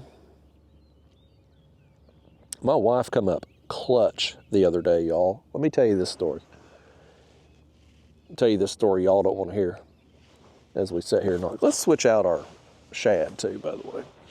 I'm going to leave that chunk of carp on for a little while longer. So let's go ahead and freshen up our shad.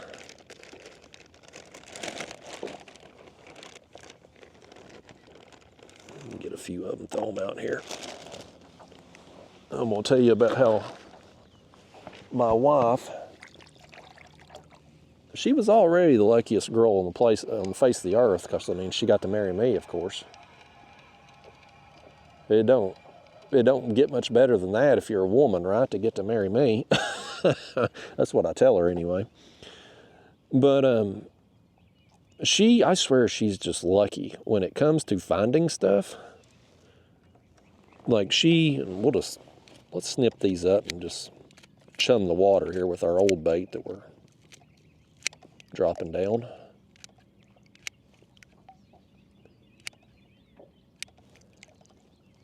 I tell you, the bite ain't been,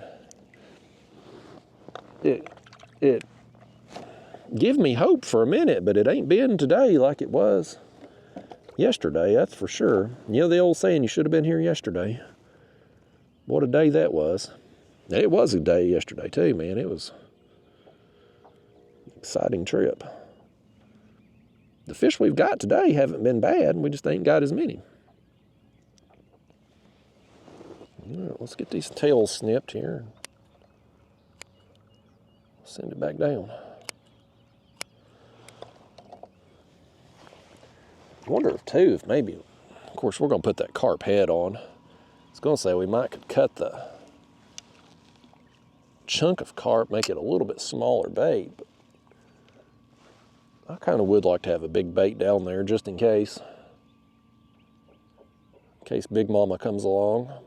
Not that you can't catch big fish on small bait. I mean, hell, we've done it a lot. But we have an opportunity today with that bigger carp to be able to offer multiple size options at the same time.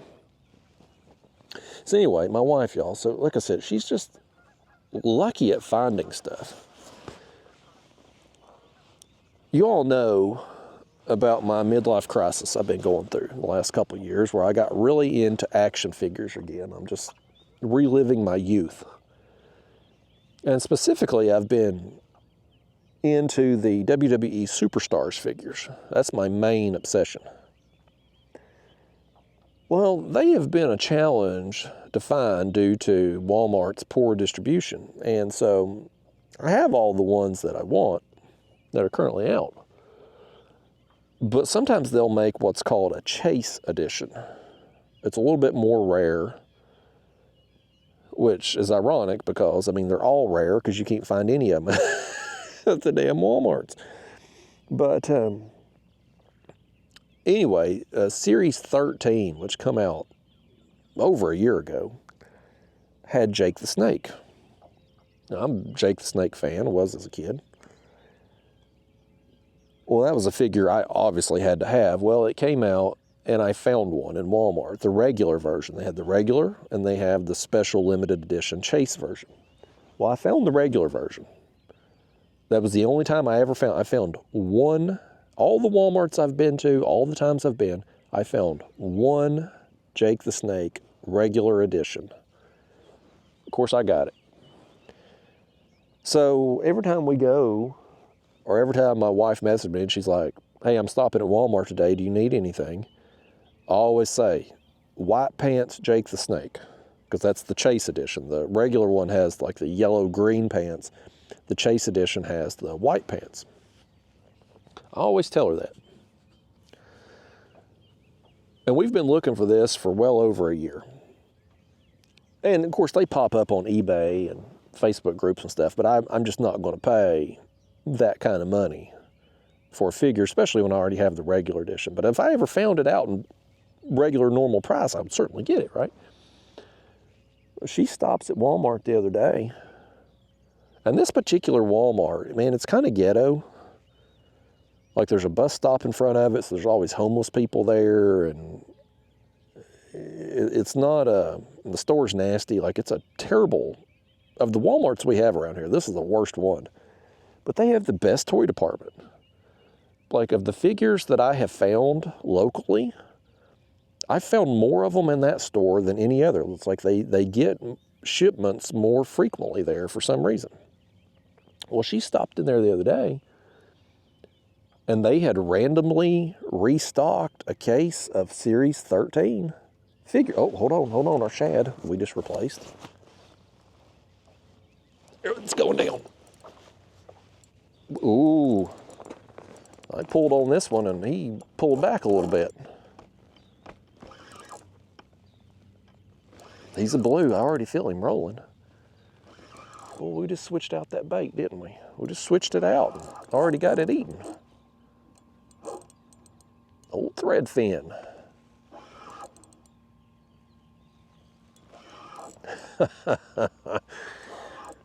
It's fun, y'all.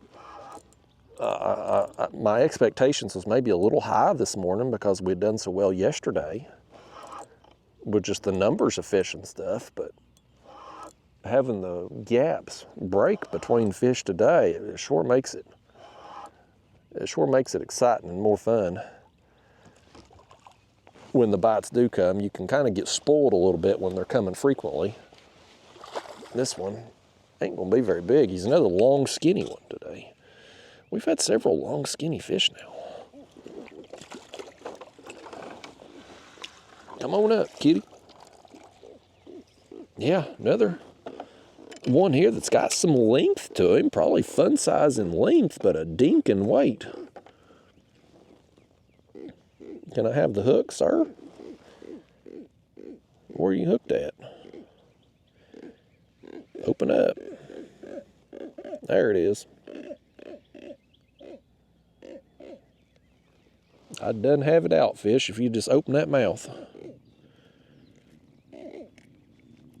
There we go.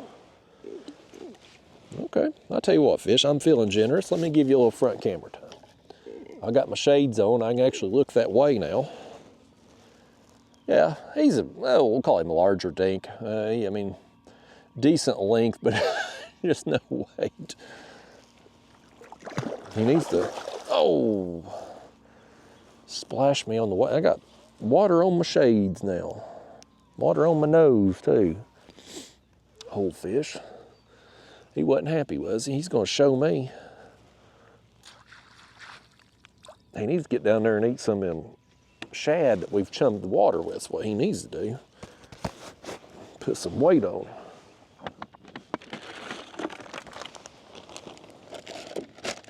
Okay, let's get us some more shad on, and I'm gonna tell you what my wife found here.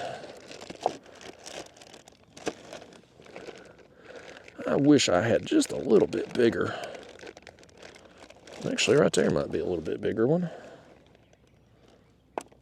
Yeah, get him and a few more of those. We're gonna get that carp head on here in just a little bit too. Okay, now, let's see if we can tempt another one here, y'all. I'm gonna try anyway. Should we do? Yeah, we'll go ahead and put it on there. Put him on there with a few others.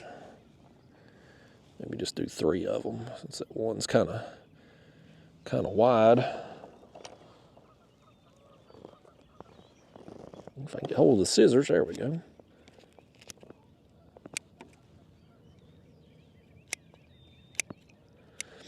So anyway, Walmart there in the hood had restocked a case of Series 13. Now we're currently waiting for Series 16 and 17. They've allegedly been out for months. Nobody's found them anywhere in the United States. But this Walmart randomly got another case of Series 13, which had Jake the Snake. And my wife goes in and finds not 1, but 2 of the Chase Edition Jake the Snakes. So she got them both, of course. One for me to open and one for us to resell for a profit. Well, she gets up, because, I mean, first off, she's lucky to find 1, let alone 2. She gets up then to the cash register to pay for them. You know how much they rang up for? Clearance. $10 a piece. Now, you might be thinking, well, who the hell would pay $10 for an action figure? Well, let me tell you, folks, it ain't like the old days of the 80s. These figures would have been $5 in 1985. In 2026, they are $20. And some figures are even more than that, but this particular line is $19.99. So they rang up for half price. I told her, I'm like, honey, you are the luckiest person I have ever met to find, first off, to find the Chase Edition. That's amazing in itself. To find 2 of them, and it to be a Chase Jake the Snake, which has been the Series 13 has been the worst distributed of any of the other series. Like, nobody's been able to find Jake the Snake. And for her to find 2, and they ring up on clearance price. So hopefully by the time this video comes out, hopefully we've sold that thing, made a little profit on it. Maybe buy her a new Lego set. She's into the Legos right now.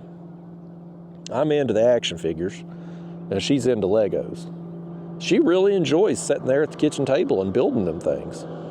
That's become like her primary hobby. She likes to, she puts her headphones on, listens to an audio book, and just sits there and just builds them Lego sets right there at the kitchen table, and she loves it.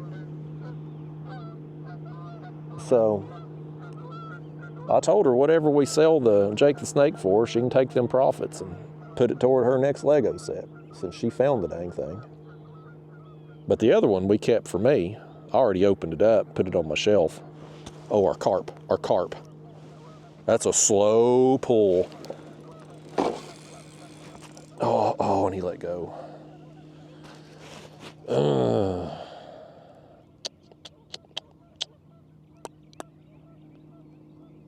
Dang. I was hoping he's going to come back for it. Let's take this thing up here and get a look at it. We may need to go ahead and put that carp head on and get my thumbnail now. Oh yeah, this thing's washed out here. It needs to be. It needs to be switched out anyway. That sun, you can see it's getting, we got all these clouds moving in. We're supposed to actually get some rain tonight, and the Lord knows we need it. We may need to go ahead and get my thumbnail now, and we'll just go ahead and put that carp head on. Yeah, we'll go ahead and do that. I do need you all to bear with me a second, though. Part of these unedited videos, by God, you got to sit through all this crap. I'm going to need to do the thumbnail with my other camera, if you don't mind. So y'all set up here while I do the business side of things here, folks. Actually, you know what? I'm going to do it this way. Since the sun is that direction, we will, gosh, now it goes right behind that cloud again too. Dang. Yeah, this thing, we're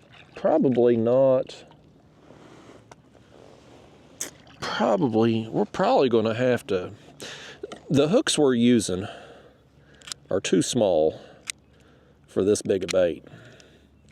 So we're not going to be able to go up under the gill plates and out a nostril like I would normally do.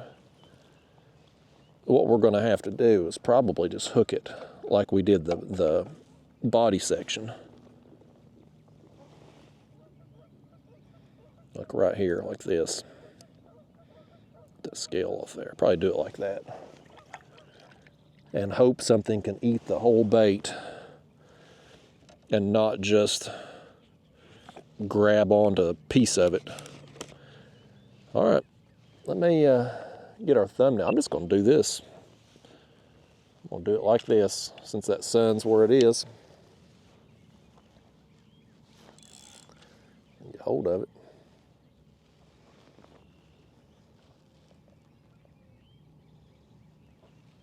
Bear with me, folks.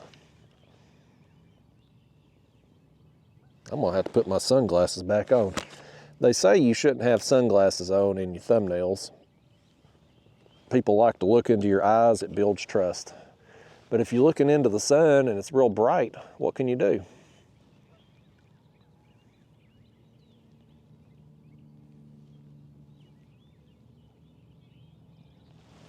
I'm just putting at different angles here in front of the camera to hopefully get a decent picture. I may go ahead and do, of course that sun's really behind a cloud now. Maybe I can take the sunglasses off. Got to build that trust, you know.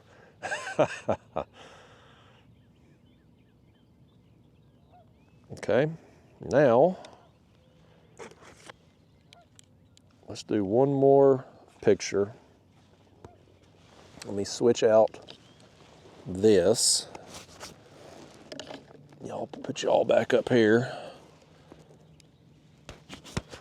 Now let me turn this way so the light's going like this. Well, at least with the light we have anyway. That sun behind the cloud. Here, I'll tell you what, I'm gonna have to stand up too. Bear with me, folks.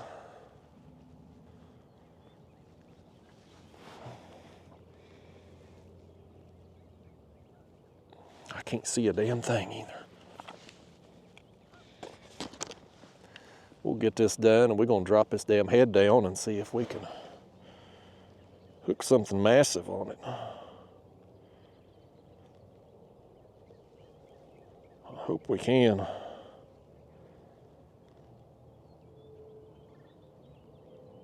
Okay. All right, that ought to be good. Down it goes, folks. Here, let me switch y'all out again. Thanks for bearing with me on that. Huge pain in the ass getting thumbnails and whatnot. There it is. There's our big bait. It's going down. So we got a big head bait and then tiny thread fins on the other. Big bait, small bait, carp, and shad. I don't know if this thing will get eat or not, but boy, if it does, we in for a good time. There we go. Well, my sinker got there before the bait did.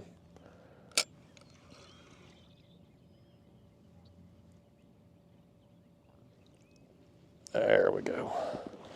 Now we're set. All right, let's put this camera back up. I got to get thumbnails with the GoPro because the picture quality is better. But if I try filming a long video with the GoPro, it overheats and the camera shuts down. So you got to have a DJI for that. But the DJI, it just, when you get screenshots off the DJI, everything's real dark on the screen. Like it don't, I mean, you got to have really good lighting to get a decent picture with the DJI, and with the lighting we have out here right now with the sun behind the clouds, like that's just not realistic at all. So anyway, we got it done. You might be seeing that, if everything turns out well, you might be seeing that fish again on the thumbnail that you clicked on for this video. But it looks like, with the sun up there, them clouds, and the other clouds rolling in, I think our best chance of getting the thumbnail is probably past. At least with as far as good lighting. Ideally, you'd like for the sun to be right overhead and shining into whatever it is. So like if we're holding the fish up this way, we want the sun coming in this way. If you know, I'm holding it out in front of me, I would want to face the other way. So you just want the light on it. But we're done. We got it done. So yeah, back to the story though. So anyway, my wife, luckiest person alive, finds Jake the Snake, Chase Edition. I've already opened him, got him up on the shelf, got him side by side up there. Very excited about it. She's just good at finding stuff. She found the LJN figures too in the store. She even found a couple of the special edition ones of those. Most of the LJN figures have blue packaging. The special edition ones though have black, and they're worth a little bit more to the collectors. I'm opening them up. I don't care anything about the packages, but she's found some of those. I mean, a part of it, she just goes to the store all the time. She goes Walmart or Target about every day. So she's got more opportunities to stumble into them when they've restocked. But like, still, she finds a lot of stuff. I don't know how she does it. And I don't know why in 2026, with everything being on computers and programs running the world, AI running the world at this point, why is it that Walmart shelves are empty? I mean, there was a time back in the, 90s, early 2000s, where Walmart's, man, you couldn't get up and down the aisles because they'd have everything out there in the center of the aisle. They had like every square inch of the store packed with products. And now, oftentimes you go in, say like the toy department, it'll be, I mean, shelves will be empty. Pegs will be empty. I was like, how is that possible in 2026 when everything's done by computer? It's like when a store runs out of something, you would think it would like trigger something in the computer system to be like, okay, well, store in this such and such town needs a new shipment of whatever, and just automatically put it through their distribution system. But it don't work like that.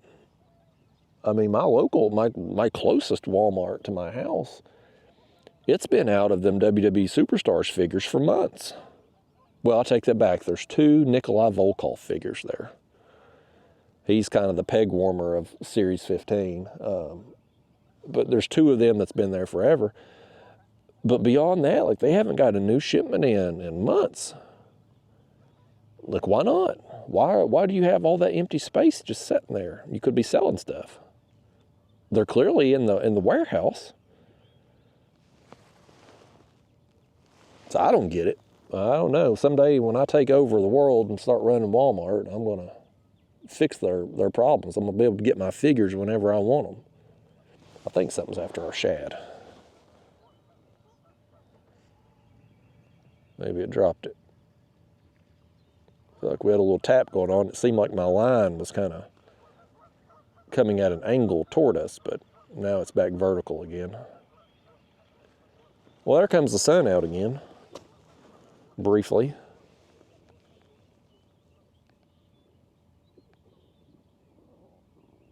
If that little hole in the clouds up there, if the sun passes through it, I may reel up that head briefly to get a better picture with some light. Y'all may have to bear with me one more time if that happens. I don't know if it will or not. I can't see which way the clouds are moving.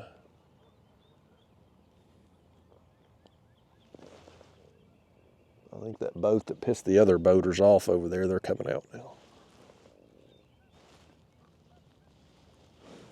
I mean, that guy, I wasn't really paying attention when he went in. I heard him say something. I thought they were talking to me, and I turned around. And he had literally right in front of their lines where they were casting, and then jumped in front of them right there as he was making his way down that creek. I tell you, man, that's... Of course, I had a guy get pissed off at me recently, too, when I was netting shad. He had the whole creek blocked, and I was trying to get around him, and he was upset with me that I was even there. I'm like, buddy, you don't own the damn creek. I ain't got your name out front. It's public water. I understand it sucks, but you can't block off the whole creek. Like, I'm going to try to go on the opposite side of where you're casting, but there's some real winners out here, folks. Really odd people.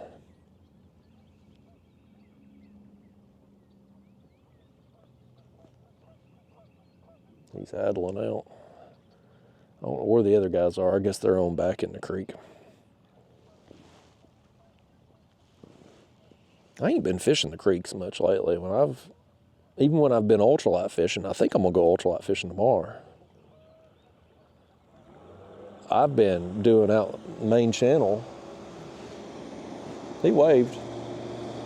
He's at least a nice asshole. He's a polite asshole. He waved. I've been doing better lately out on the main channel areas. So I ain't been fishing the creeks other than just net and shad. But I think I'm gonna go ultralight fishing tomorrow. Try to maybe take some worms and catch whatever I catch. Maybe get some big bluegill, get some more bass. The wind is we're supposed to have some rain come in tonight, and it's gonna blow through pretty quick, and it's supposed to be calm tomorrow morning, calm winds. But with it being a Friday, tomorrow I'm gonna just probably fish, get on the water, fish at dawn for a couple of hours, leave the boaters to it. I mean, we've already seen, this is Thursday I'm filming this, we've already seen too many damn boats. I like fishing about Monday through Thursday, really. Weekday mornings. That's when I see the least amount of people. I'm probably going to get out and do that, though. I want to do another carp trip, but I think I'm going to take the weekend off from fishing. Do some stuff with the wife. But I want to get back out and do another carp. The thing is, this time of year, the fishing's so good across the board it's hard to make up my mind what I want to do on any given day. Like I wanted to catfish this morning, but if you had told me I couldn't catfish, I wouldn't have been super disappointed because I'd have just went and done something else. I mean, we could get on a good bite with the ultralight. I've done 3 carp trips so far this year. One of them was a complete bust. I didn't catch any. The other 2, very limited action. But it's going to turn on at any time. I mean, I'm expecting these fish to spawn at any time. So that's going to pick up. And so I'm wanting to make sure I'm on the water when that spawn happens. It's a very short window where they're actively spawning. Now, they won't all spawn at the same time, but like when most of them spawn together, that's the best time to get on that bite, because I mean you'll just have hundreds of fish in a small area. They'll be up in the grass, like up in the shallows in these creeks right on the grass, and they'll just be thrashing around beside each other. One fish laying the eggs and the other fertilizing and stuff. And man, you throw out a bait and all of those fish, boy, something splashed right behind us. But I mean, it can be lights out action. I mean, it can be a lot of fun, but it's a short time period. I mean, you got about a 2-3 day window when that's happening. And if you miss it, well, tough break. See you next year. So last year I took advantage of it. The year before I missed it. Year before that I took advantage of it. So it's kind of hit or miss for me. But I didn't see, when I went out last week looking for carp, I didn't see any spawning activity at all. So I mean, it's a matter of time. But I want to get back out there and try again. Got my first mirror carp of the year. That was actually the only carp I caught on that trip, was a mirror carp. It was awesome too. I mean, it had some really unique scale patterns. All of them mirror carp are, and you know, in some bodies of water certainly have more of them than others. I mean, you hear about like Del Hollow Lake, which is, it's probably about, I've been there a couple times before. It's like 2 hours from me. It's not a terrible drive to go. I never go there. I've only been there like twice, but I mean, it's not a terrible drive, but I mean, it's world renowned for mirror carp, like huge mirror carp. I mean, people come from all over the world to fish Del Hollow for the carp. Now, people here in America don't give a damn because nobody likes carp here, but like these Europeans and stuff, people from overseas where carp is like that's their largemouth bass. Like largemouth bass is here, it's what everybody fishes for. That's what carp fishing is there. And so they will make trips all the way here to America just to fish Del Hollow and try to catch those big mirror carp. So take a body of water like that, for instance. Now, they have a good population of mirrors there. Some of the places I fish, local to me, they're in there, but I don't catch very many of them. Here comes a pontoon between us and this creek. Okay, I guess he's going in that creek. I thought he was just going to cut between us and the bank, since he was zipping along.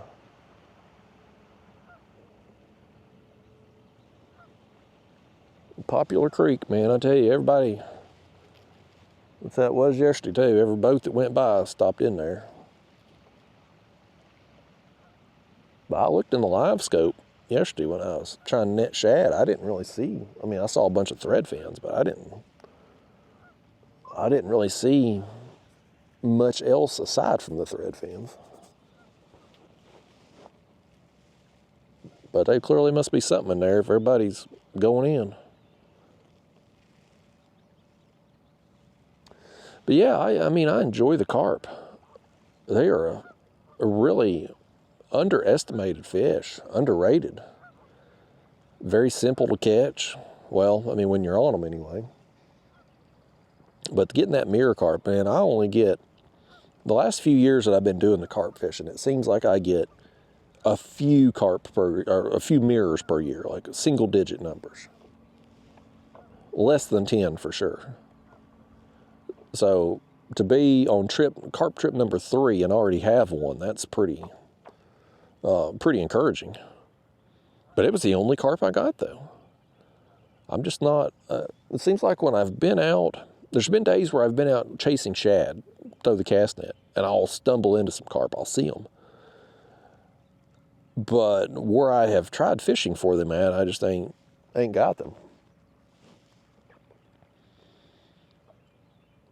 Hopefully too, though, with our water level, they're slowly raising it up. And there's going to be some creeks that I'm going to have access to again, and they will be full of weeds from where the water was down. And the sun's just been baking what would have been the creek bed, like weeds start to grow. And then when the water comes up, them carp go in there and have at it in those weeds. And so now that the water's coming back up, I'm thinking some of those places that I can get into now will potentially be productive, especially when the spawn starts.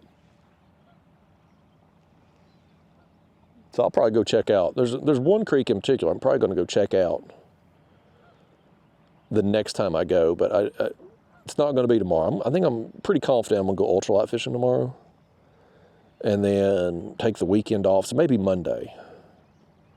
Maybe Monday I'll go out. Ideally, I'd like to do it on a windy day because I can carp fish when it's super windy because I'll pull up on the bank. Whereas doing what we're doing out here, if the wind's rolling and it's super choppy, it just kind of interferes with what we're doing. So it's better to take advantage of windy days, do the carp fishing, and then days like today where it's nice and calm, at least right now. The wind's supposed to pick up later, but right now it's perfect. We can come out here and catfish out in the main channel and not have any issues. And of course, ultralight fishing too. Like I need the wind to be calm for that, or else you can't hardly feel bites. Here comes that other boat out now. One goes in, one comes out. Another one down the lake. 70 miles an hour down, 70 miles an hour up. I launched in the back of this creek over here. We've traveled about 200 or 300 yards. That's the distance we're covering today.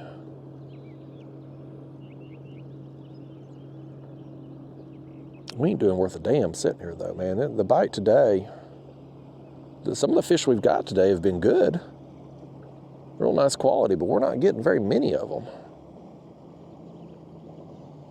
Like it's just not been it's not been as productive today. And is that because I stuck so many fish yesterday? Did they just move on? Oh, look at that over there. You see that? That boat just took off and all them, I guess, white bass are over there busting.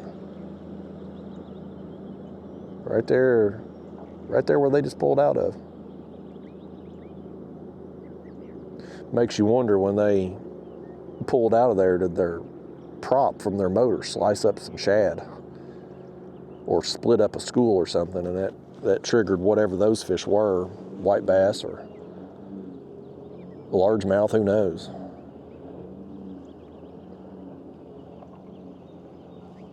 I don't see no more though.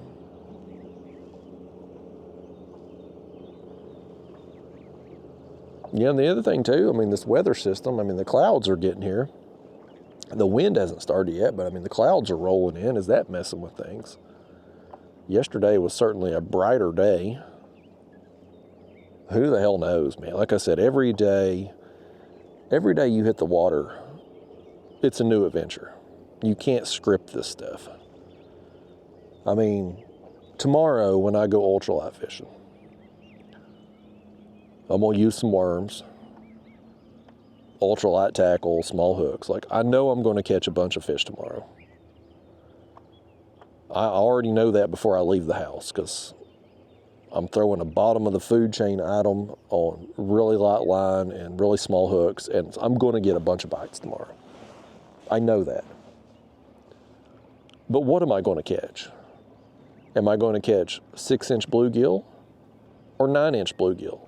Am I going to get any largemouth? Am I going to get any smallmouth? Am I going to stumble into some drum or catfish or something completely random? Like, I don't know.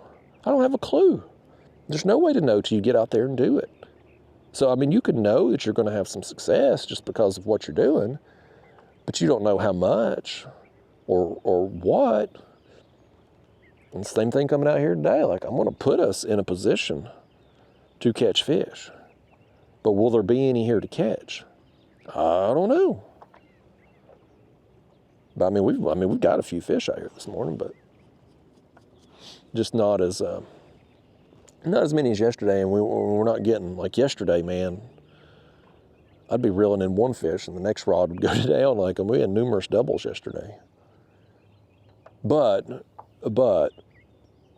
yesterday too, I started out, I had several larger shad, and I burned through those yesterday. Oh, there's those fish again. It must be white bass.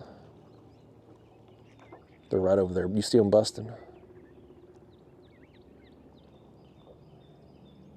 It's got to be white bass or largemouth. Skipjack, you'll see them come completely out of the water. They'll breach the surface, the whole body. So it's not skipjack. Some form of bass.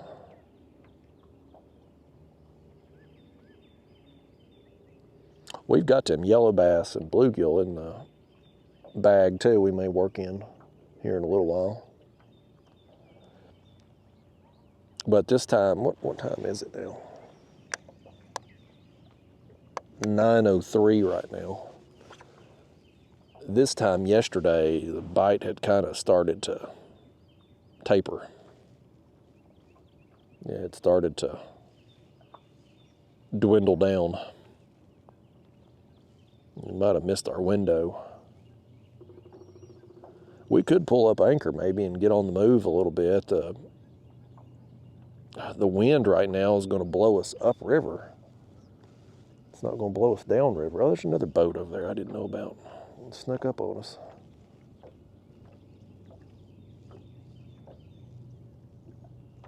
But yeah, I mean, we could.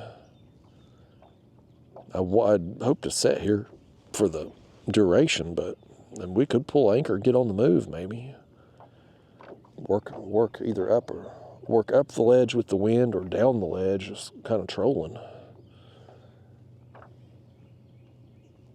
It'd get us away from all the doomaflotches working in and out of this creek.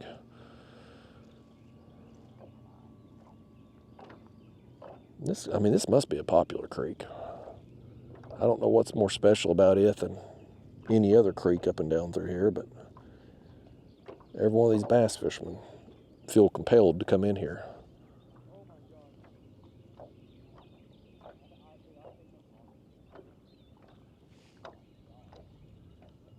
We'll sit here a little while longer.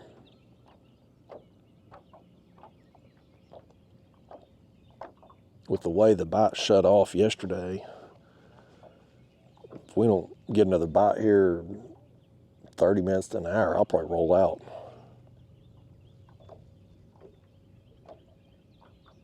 Seems like you gotta,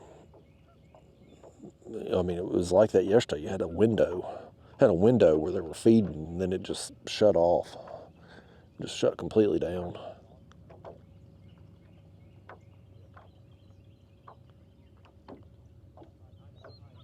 Let's pull up anchor. I want to get away from people, y'all. I'm very annoyed with all the people out here today.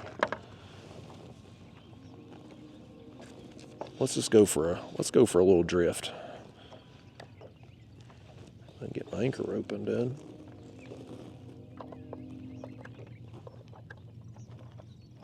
Yeah, here we go. Let's pull this thing up. Me and you go for a drift.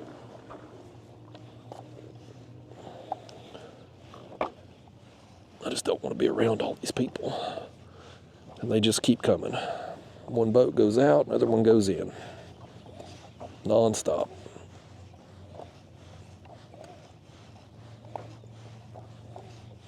It'd be nice if y'all pull up this anchor for me.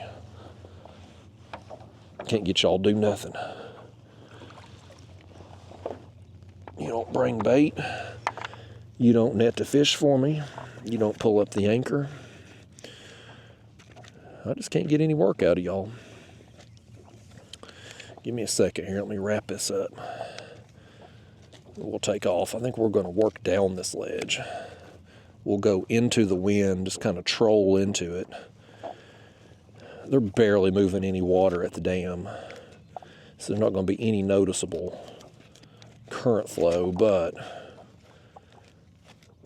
if we go this way, we can control our speed a little better by going into the wind.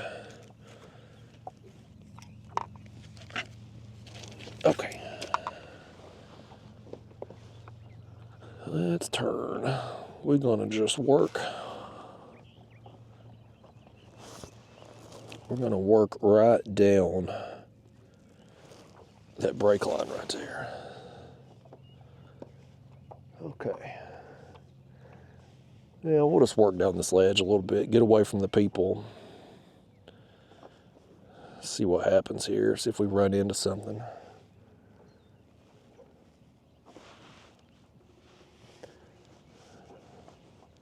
Hopefully that big head bait, man, if that big carp head gets eaten, y'all. Boy, I tell you, you best hang on.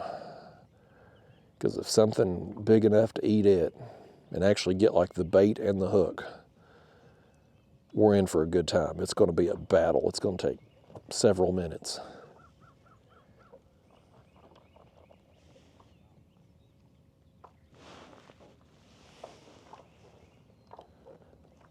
I can't tell if them people in the boat over there's got music on or if that's somebody up one of them houses, but I hear something bebopping. I had a boat yesterday.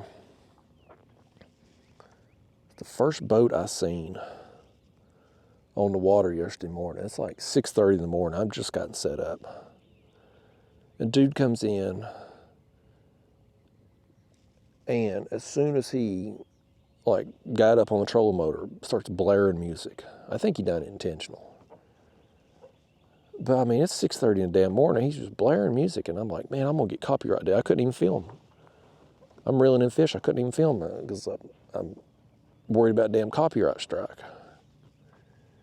They're so anal about that. Like, I get it. It's one thing if you've got music, if you've intentionally put music in your video that's copyrighted, sure, ding somebody for that. But like when it's background noise, like I can't control somebody pulling up in a boat and blaring music, but I would totally get dinged. The other thing that's happened to some people too is like they'll hum a tune or sing a song, and they're getting dinged for that, just for like singing a tune. It's crazy, man.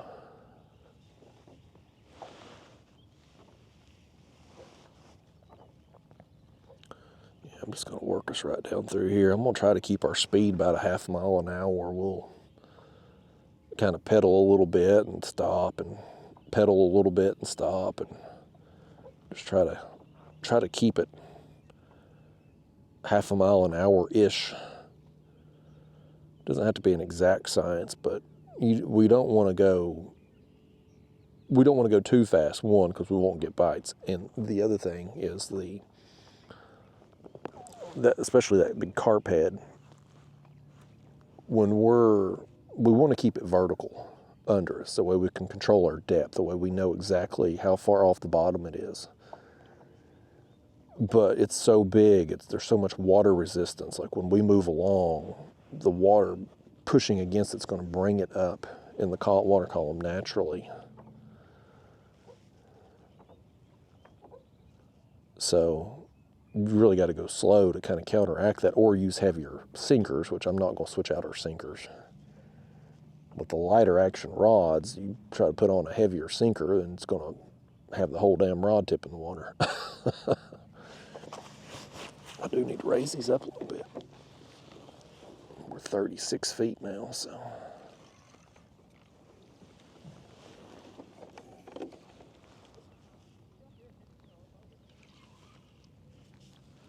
There we go. All right, back on the move.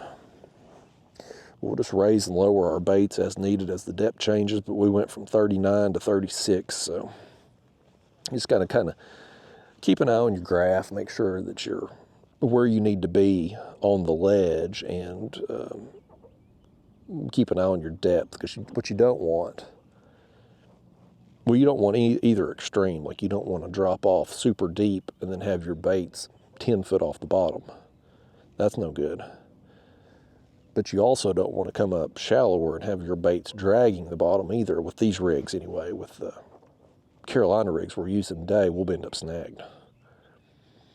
So we want to try to just keep everything just off the bottom. I think down through here it should be fairly consistent depth. I don't think we'll have to do a lot of tinkering. So I hope we don't.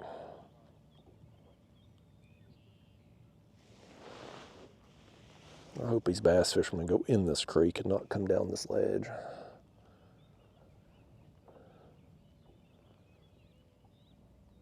I just want to fish on the water and not have to see anybody. It ain't asking much. We've got so many people here nowadays. Tennessee's full, I'm telling you. There's so many people. It don't matter what you do, where you go, you're stuck in traffic. And you can't get away from it.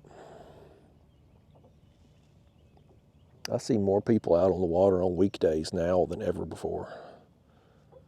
Used to Monday through Thursday, I get on the water at dawn, I wouldn't see a soul. And now, I mean, you've seen today just how many we've seen. It's just different. It's different now. It's too many people. Plus all the other tournaments and stuff too that's going on now. You know, when I was a kid growing up, high school sports and college sports were actual sports. And now you have these teams, like high school teams, college teams, fishing teams, where they'll have these massive tournaments. There'll be 200 boats on water for the tournaments. And so they'll be out all the time practicing and whatnot. And then you get out there on, God forbid you fish on a Saturday, you're going to have 200 boats zipping by you. That's why I hate going out on the weekends. I try to do my fishing Monday through Friday. If I'm out on the weekend, I'm carp fishing. I'm hid way back in the creek. At least during the warm months anyway. Now in the winter months, traffic slows down some, obviously, and get out there then wherever you want to. But in the spring through fall, I'm trying to fish weekdays.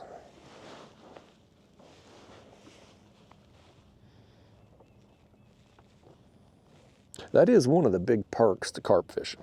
You know, when we're catfishing here, we're out in these open water areas a lot, right? Like we're not only exposed to all the bass boats and things zipping by, but we're also pleasure boaters, ski boaters, house boaters, jet skis. Like we're out in those areas catfishing because you have to be. But when you carp fishing, man, you can get way back up in the creeks.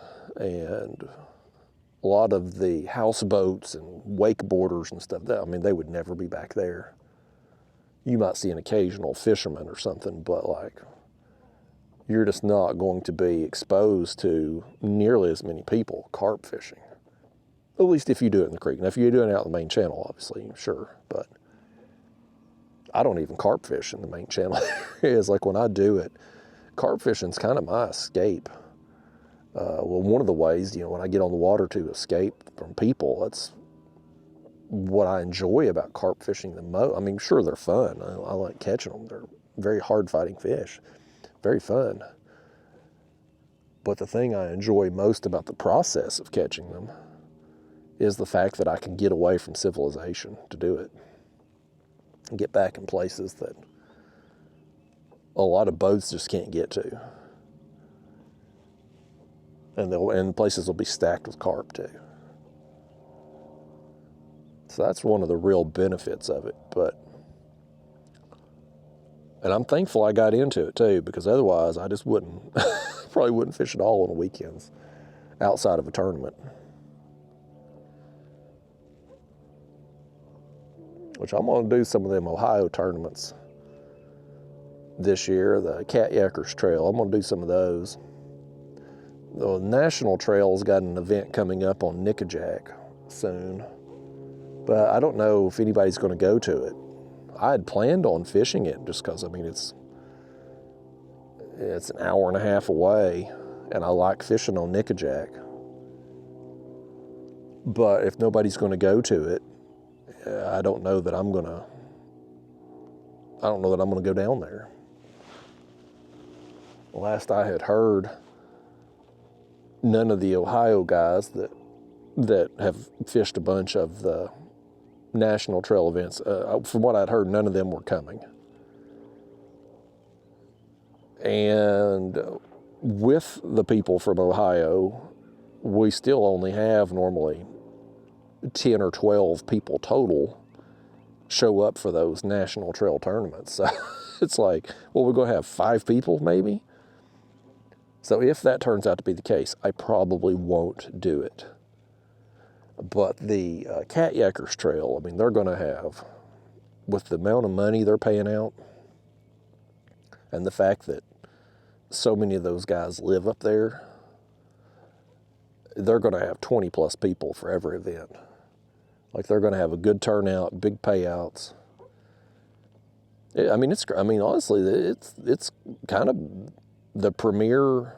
Now, granted, there's only 2, but I mean, it's really very quickly become the premier trail just from the extra money they've added into the pot. I mean, they're putting $2,000 per tournament and $7,500 more for the Angler of the Year. Whereas the National Trail doesn't have any extra money this year. It's just entry fees only. So when you only have 5 people show up, you're not going to turn a profit. Even if you win, you ain't going to turn a profit.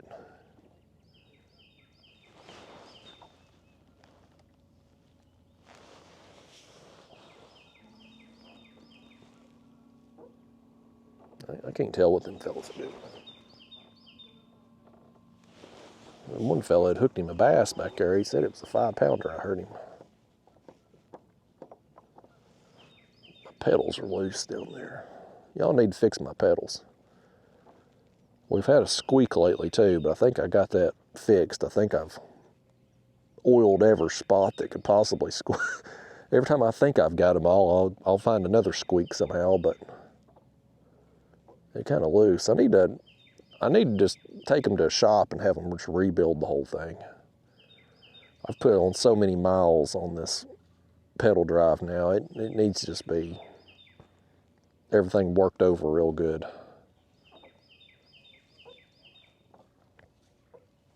I've got this little, my throttle control for it's here, but it's on the rudder. I've got that Texas Power Paddle motor that I've been running now I've had it a few weeks now.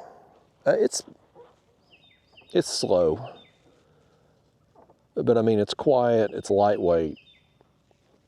It allows me to move at slow speeds, like if I'm dragging baits. Helps me supplement my speed when I'm going spot to spot, pedaling full speed to get there. I get an extra. My normal pedaling speed's about 3.5-ish. And that's what the motor runs, is about 3.5. So it's basically pedal replacement speed, but the pedaling with it puts me at about 4.5. Just a casual pedaling pace with the motor running. So, I mean, it gives me a little extra speed, but it's working out well so far. Time will tell as far as longevity goes. Will the quality be there? Will it last? It's lasted longer than that motor I bought from Mariner Sales, though. I've told you all that story recently. I hate Mariner Sales, worst kayak dealer on the face of the planet. I'm very convinced on that. I wouldn't recommend anybody buy anything there. Dealing with them throughout the warranty process, which they ultimately denied, the motor got fried. It got water inside the motor and bound everything up. But because I had extended the battery cables, because the battery cables that came with it were too short, couldn't reach where I needed it to go, they ended up denying my warranty, but it took them 3 weeks to let me know that, Couldn't get a call back, couldn't get an email, couldn't get nothing out of them. Terrible, terrible company to work with. I wouldn't go there. Of course, I don't go there anyway. Their shop is in Texas. We got to move over. Boy, we just come up shallow. Boy, we got up on that ledge, man. We're going to get snagged. We went from 36 to 30 feet. Just boom. Okay, that's better. But, yeah, terrible, terrible company to deal with. And ultimately, I'm out the motor and out the money. Because within 10 trips, that seal broke in there, which is a common problem with those motors that I found out after the fact, just from researching online. But Mariner Sales wouldn't do anything for it. Just terrible, terrible company to deal with. So I won't be ordering anything else from them, that's for sure. Boy, now we're back up to 30 feet again. This ledge keeps extending out this way. Let's get back over here off the drop before we snag everything. Okay, there we go. Got to keep your eye on that graph, folks, when you're doing this. You come up like that, you go from 36 feet to 30. Now your baits are dragging bottom and you're snagged. You do not want to snag if you can help it. Normally, if you just anchor down and you're suspending baits, you don't get snagged at all. Now, if you're drifting, sometimes you'll come across either maybe you're not paying attention to the graph and you get snagged, or you come across like a tree, some sunken object. You go through it and get snagged. That happens. We'll have to lower our baits now. Now we've dropped off to 40 feet.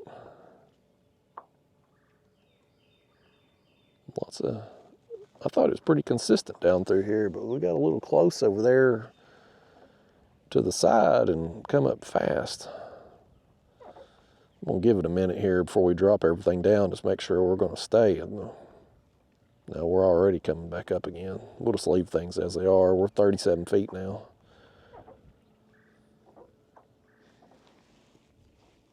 Yeah, we're going to try this a little bit longer here. If we don't hook something down through here, I'm probably just going to go ahead and skedaddle, because I mean, yesterday, like I said, it was a morning bite, and the bite was on at sunrise, before sunrise, but it was on, and then it just turned off. And today, I mean, we didn't have the same activity, but the time period where we got the activity was the same. Like, I think those fish were still feeding around the same time today. There just wasn't as many coming through. So, boy, again, I mean, look at this. I mean, I think my contour map ain't very accurate right here, because I mean, we're up to 30 feet again. And it's not showing that on the contour map. But the depth don't lie.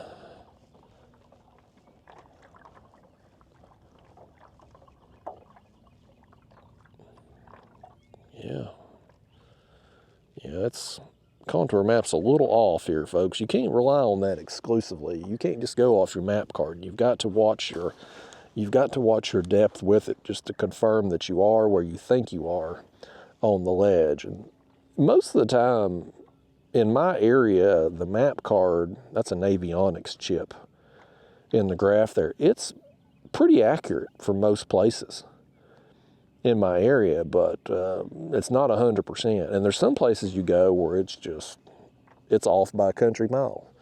When I fished the Ohio River, for instance, that chip right there, that map card, it's useless. And you take somewhere like the Ohio River, it changes so much, depending on water level and how much rain they've gotten, etc. So, I mean, it is hard to get accurate maps for some areas, but some places it's just really bad. And we're a little off here for sure. But we seem to be situated okay now. I do think I'm going to lower these baits down just a little bit, just a hair.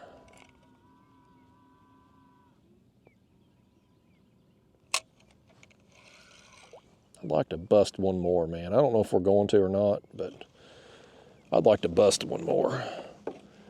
We're definitely, at this point, I mean, I'm pretty sure by yesterday at this time I had gotten my last bite.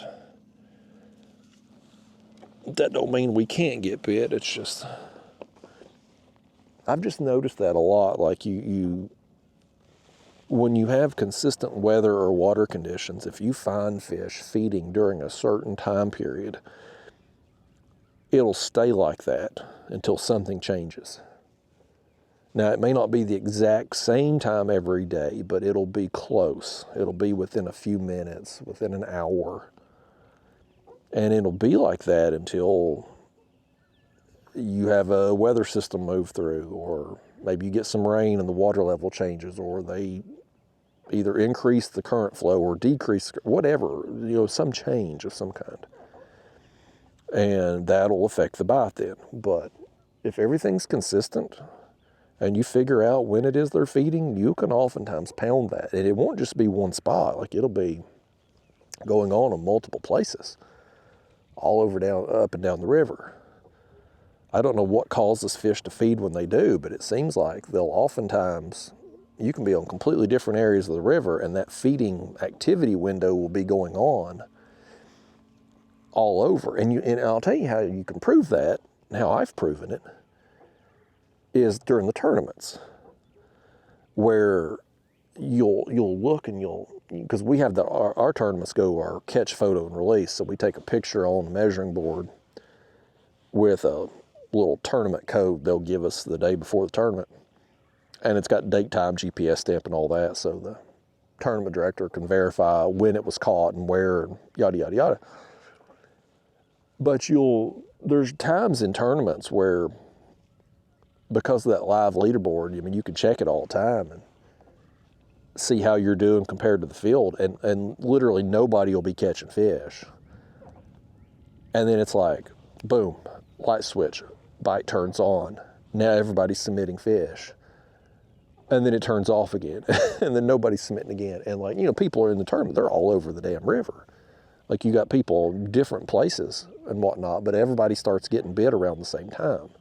It don't always happen like that, but I mean, there are times when where it's been very noticeable, where you'll have you'll be out there all morning, and I mean, the leaderboard's practically empty, and then boom, everybody starts submitting fish.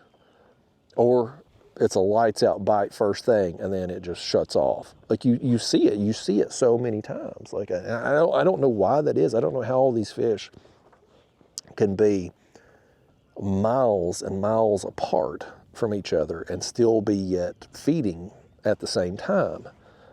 I don't know what it is in them that triggers, but you see it. So, I mean, there's something to it. But when you do have that going on, once you get outside of that window, it can be tough to get a bite, and we're outside of it today, at least from what it was yesterday. I had to come back again. I had to, even though I mean, we got some good fish today, but like the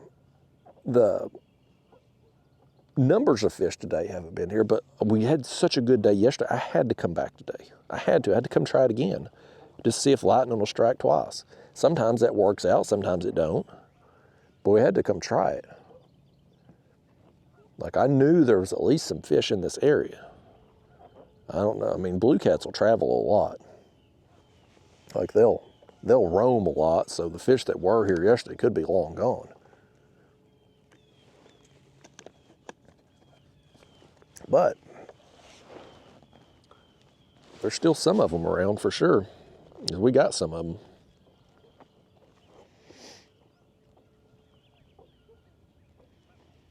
I've just really, really been enjoying the light tackle stuff. Like, I mean, the fish we've gotten today, you take our biggest fish that we got out here this morning. I don't know how long it took to reel it in, probably not as long as what it felt like when I was actually doing it, but still, if I had been using my heavy gear that you've seen me fish with forever, we'd have had that fish up in 30 seconds. Yeah, we would have had some fun with it. It would have give us a nice tug on the rod, even with the heavy gear. Like, it would have still been fun, but the fun just wouldn't have lasted as long.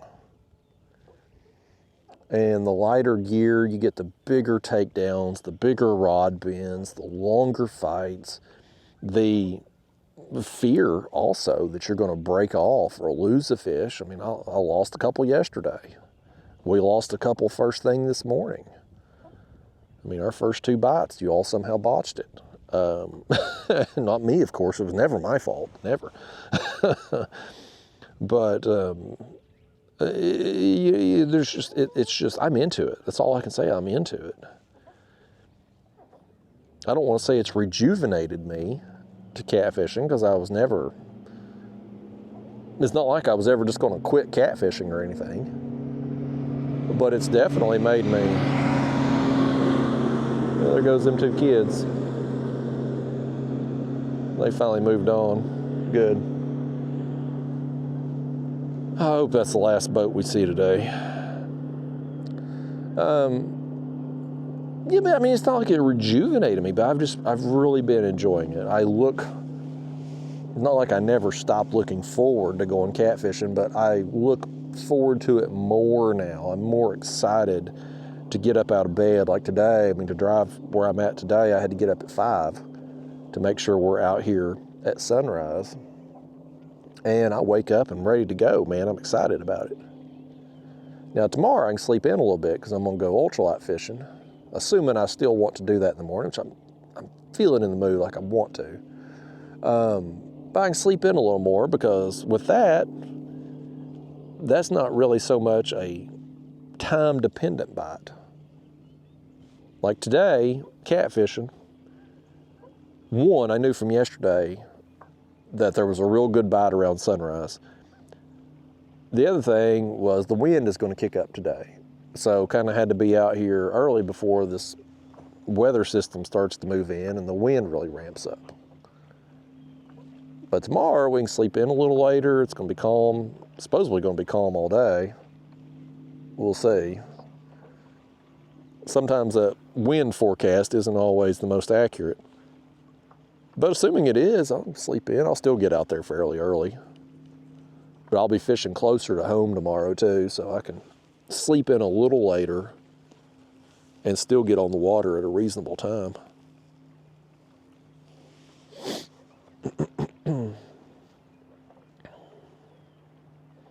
Yeah, we're 42 feet here where we're at. It's working its way, but I'm not really seeing anything. I mean, I know you can't see, but I've kept my eye on the graph, which you probably can't see anything anyway because it's covered in mud from the cast net.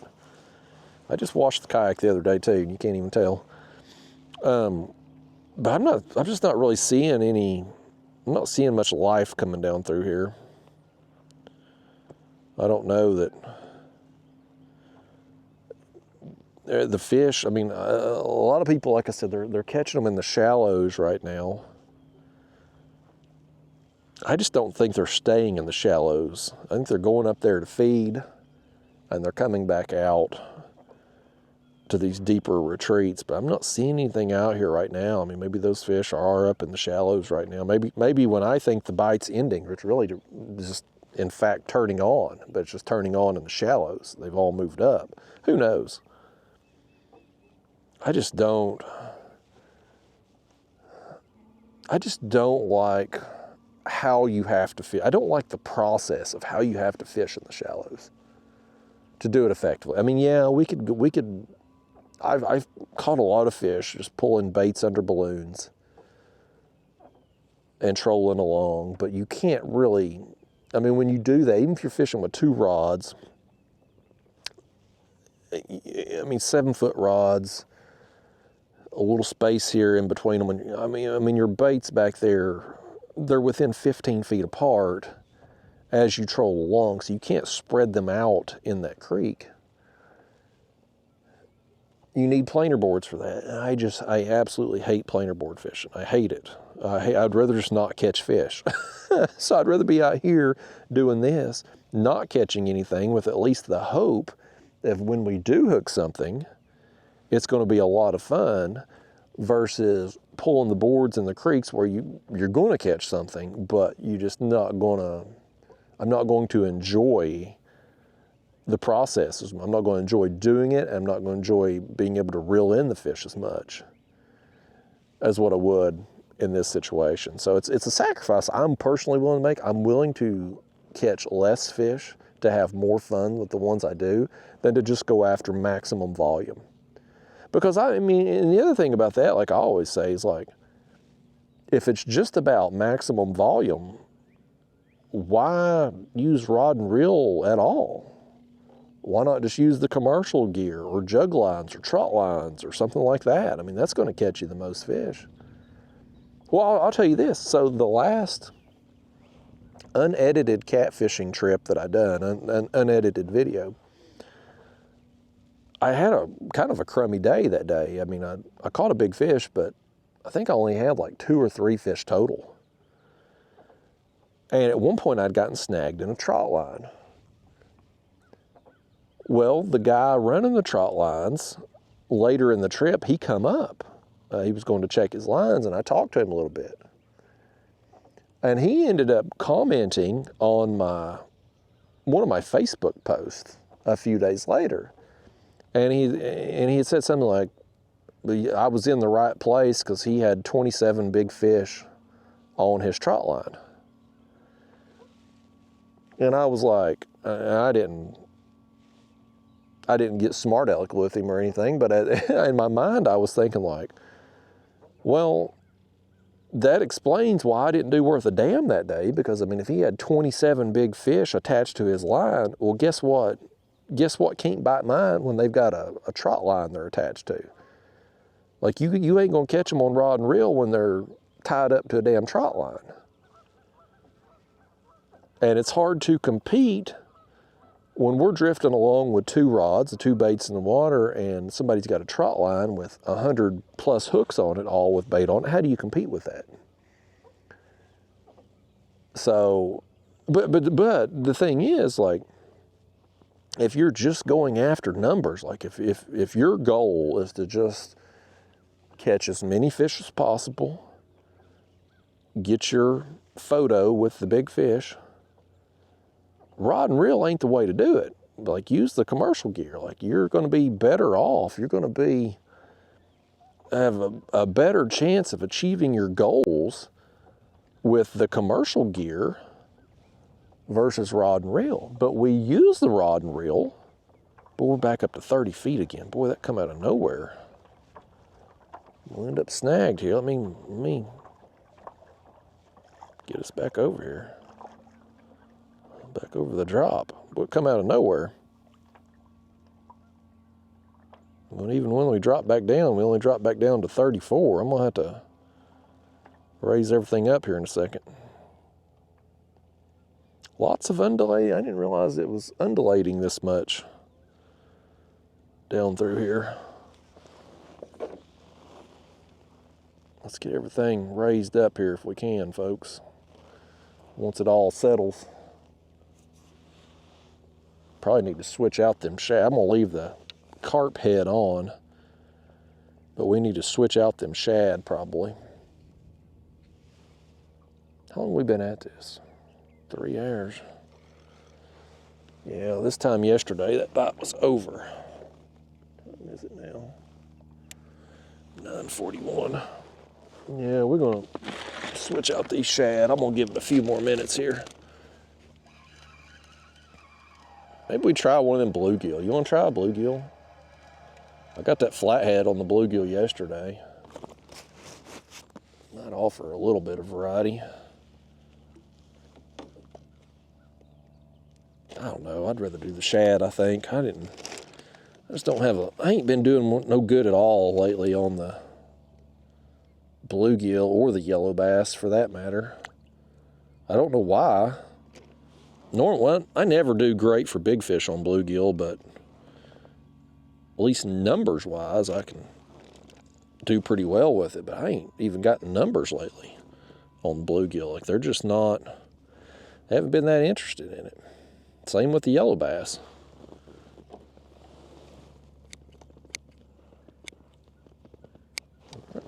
We got our tail snip. Let's send that back down.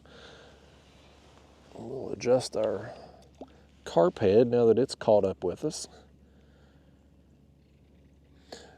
Yeah, I mean, if you're just wanting maximum number of big fish, run the commercial gear. Run trot lines, jug lines, limb lines, something that you can put out a gazillion hooks. But if you're going to do rod and reel, you need to do what you enjoy, what's going to be most fun for you. And so that's kind of the mindset that I've gotten into. It's like, I'm going to do the techniques that are the most fun and enjoyable for me, and whatever happens, happens. If I get bit, great, whatever fish I catch, but I just accept the fact that I'm not going to catch as many fish as the guy running a trot line with a few hundred hooks.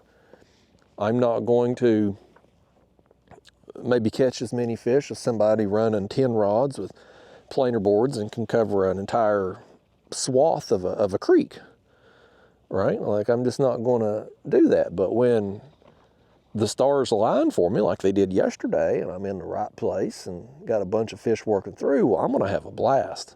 And I'm going to do that enough times over the course of the year that it's just going to be, it's going to balance out. It's going to be enough to make it worthwhile for me to enjoy it and keep me motivated to keep doing it and looking forward to it and all that. So that's my thought on that. But I do wish they'd get rid of the trot lines. That fella I met, that commercial fisherman, he was a nice guy. You know, I don't understand. I'm ignorant to it, the whole commercial fishing process. Like, that's not my world. I've never done that. I don't personally know anybody that does that. So, like, I don't have a knowledge base of how that world works. But I hate the trot lines for the simple fact that when you're drifting or trolling or dragging, whatever, and you go through them things, you most of the time lose your gear because you get wrapped up in it and have to cut your lines. Now the commercial fisherman, I was talking to him out there, he's like, he'd asked me if I'd cut his lines, which I didn't. I'm not going to cut up his stuff, his property. Pretty sure that's illegal. But he says a lot of people do. You know, they'll cut his gear and cut his lines and stuff. And I see both sides of it. Even though I don't like the commercial fishing industry, I see their point of view. Like, this is what they do for a living. They have every right to do it. They've got the licenses. They're following the rules.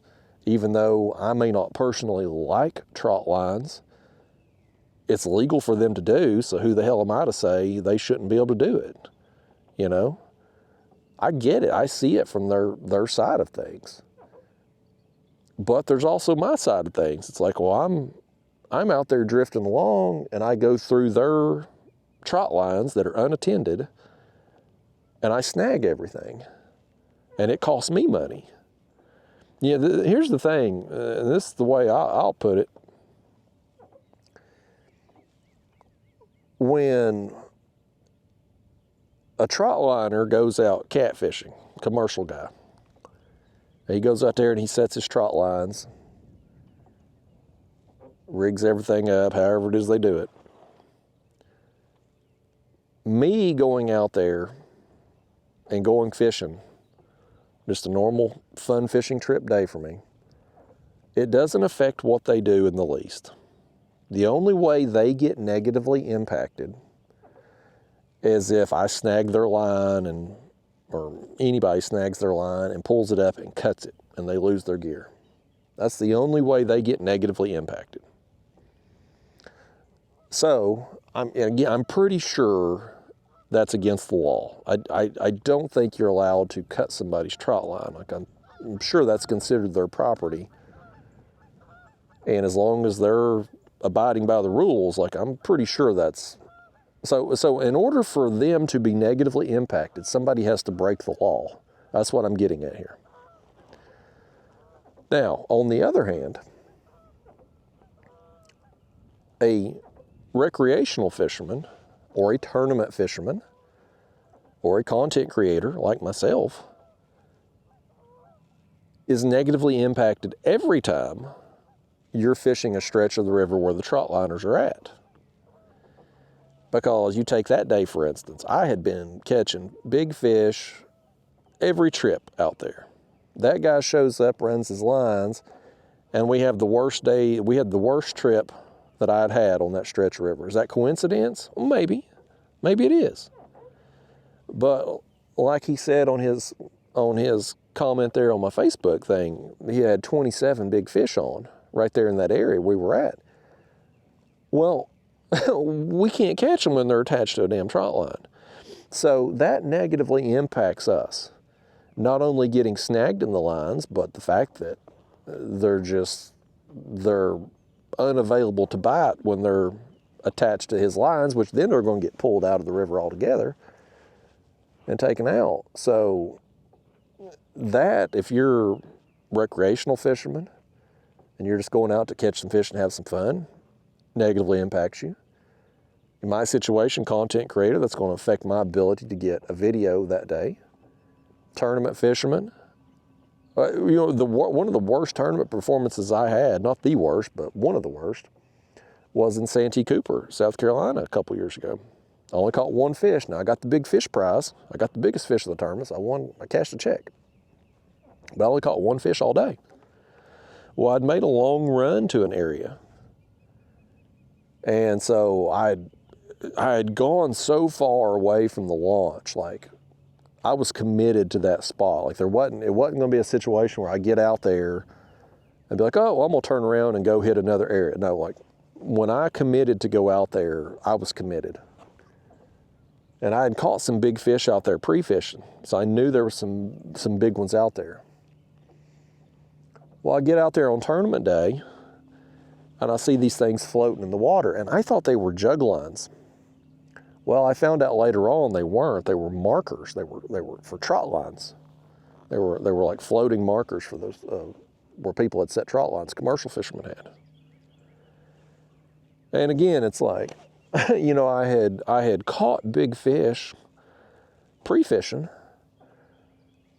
but then I show up on tournament morning and somebody had been running trot lines all night the night before, and suddenly now I can't catch fish. It's like, is that a coincidence? I don't think so. It's probably because there's a few hundred hooks down there with baits on them, and any fish in that area are probably attached to the damn trot lines at that point when I'm out there tournament. So that negatively impacted me on tournament day. And so that's where that's part of the thing that pisses me off with the whole, especially like trot lines and stuff. Just specifically, it's like the recreational fisherman, the tournament fisherman, the dumbass content creator like me has no impact on them whatsoever. But yet, if the trot liners are in the water, they are negatively impacting everybody else. And it's just such an antiquated practice. Like in 2026, man, you just don't need damn trot lines. You don't need to put out 100 hooks. So I wish they'd get rid of it, but I mean, they're not. Why would they? The state of Tennessee ain't worth a shit anyway. I mean, as far as fish and game laws, everything's so antiquated. And with fish and game laws anyway, and it ain't just Tennessee, this is across the board, but all of these state agencies, they're all reactive. None of them are proactive. None of them will be like, well, you know what, with live scope technology, people are catching more crappie. Maybe we should get ahead of this. No, they'll wait until a fish population gets hurt, then study it, which will take a while, and then make changes. Well, by that point in time, hell, damage is done and been done even worse. And it takes forever to rebound. You would hope that these people, I mean, this is their livelihood. This is what they've dedicated their lives to, studying fish populations and fish behavior and fish management. They would be proactive and try to get ahead of problems before they happen, but that just ain't how it works. You just, once there is a regulation in place, it's there for life pretty much. And so all these archaic commercial fishing practices, they're there permanent. And it puts a lot of pressure on catfish, especially the big fish, because it takes so long to grow them. I mean, there's debates about how long it takes to grow a catfish from a tiny little fry up to adulthood trophy class size. It's very debated. There hasn't been enough studies done to really prove one way or the other, and some bodies of water will certainly grow them quicker than others. But even on the fastest growing fisheries, you're looking at 10 to 12 years minimum to get a trophy class catfish. So when a bunch of them get taken out, whether it be from commercial fishing or disease or pollution or whatever the case may be that causes those fish to be abruptly removed, you can't just replace them at the drop of a hat. It takes a while. And catfish,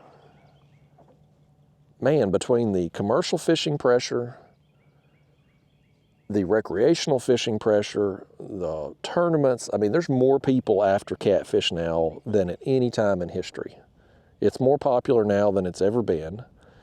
And it's just, you have all this extra pressure on the fishery, and yet no changes are ever made. And it's like, you're telling me, I mean, used to, when I would go fishing 10 years ago, I would never see another catfisherman. Now I see catfishermen regularly. You can't tell me that regulations that were in place 10 years ago are still adequate today. And I know they're not, because you see the declines in not just locally, but you see it across the board in numerous fisheries where populations decline. And I'm not a biologist, I don't claim to be, but you don't have to be to see catch rates decline. Like, am I a worse fisherman now than I was 5 years ago? Highly unlikely. Are all these other fishermen that I know, have they gotten worse the last few years? No. I wouldn't think so. That don't make sense. You should get better over time. We're not, it ain't like we're professional athletes where you're going to peak at 28, 29 years old and then your production start to fall off. I mean, as fishermen, you should get better and better the more knowledge and skill you gain over the course of a lifetime. Therefore, your catches should go up year after year after year. That ain't the case. So you don't have to be a biologist to do basic 2 + 2 math and be like, look, well, what changed? Fishing pressure. I mean, so maybe, but again, who gives a damn? Like, even if they change regulations, first off, they're not going to change regulations without a study. It takes money to do a study. Tennessee don't have it. So, you can't even get that done. Then it would take forever to get changes. And then even if let's say you got changes done, do you change a regulation? Who's going to enforce it? Because you never see a game warden anywhere. I've always said the game wardens in Tennessee, they're like Bigfoot. You hear stories of their existence, but nobody's ever actually seen one. Like, they're not going to be out enforcing it. If you ever do see a game warden out. It's a holiday, and they're out writing tickets to people, to boaters drinking and stuff, which they should be. That's a good time for them to be out. But like people hauling the big fish out to go sell to pay lakes and stuff, they're doing it in the middle of the night, man. They're running nets and commercial gear and going in the middle of the night, and nobody, they're never going to be caught. So kind of just a pointless waste of time to even attempt to enforce it, really. You get right down to it. Laws only affect honest people. That's when you get right down to it.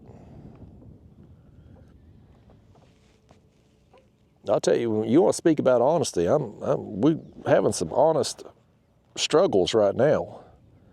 We ain't had a bite in probably over an hour, I bet. Ideally, in a perfect world, if I could script this, as we've discussed, I can't. But if I could, we would get bit consistently throughout the trip. It would make for a more entertaining video, I'm sure, for those of you watching or listening at home. But that just ain't reality. When I do these unedited trips,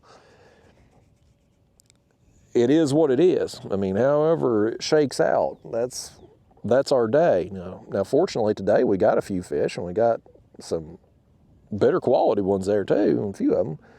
But now we've been going through this stretch here over an hour now, probably, and can't even get a sniff at the bait, can't even get a tap. Our carp head ain't been touched.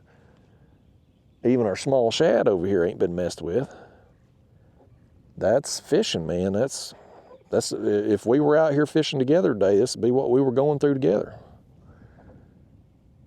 Just you seeing it in video form. The ultralight trips are a little easier, to do, I guess, from a unedited video type thing, because you're going to get bit consistently. You'll have down stretches and stuff, but we're not going to have, if I'm out there throwing worms up on the shoreline at down trees and stuff, like, we're not going to have an hour between fish.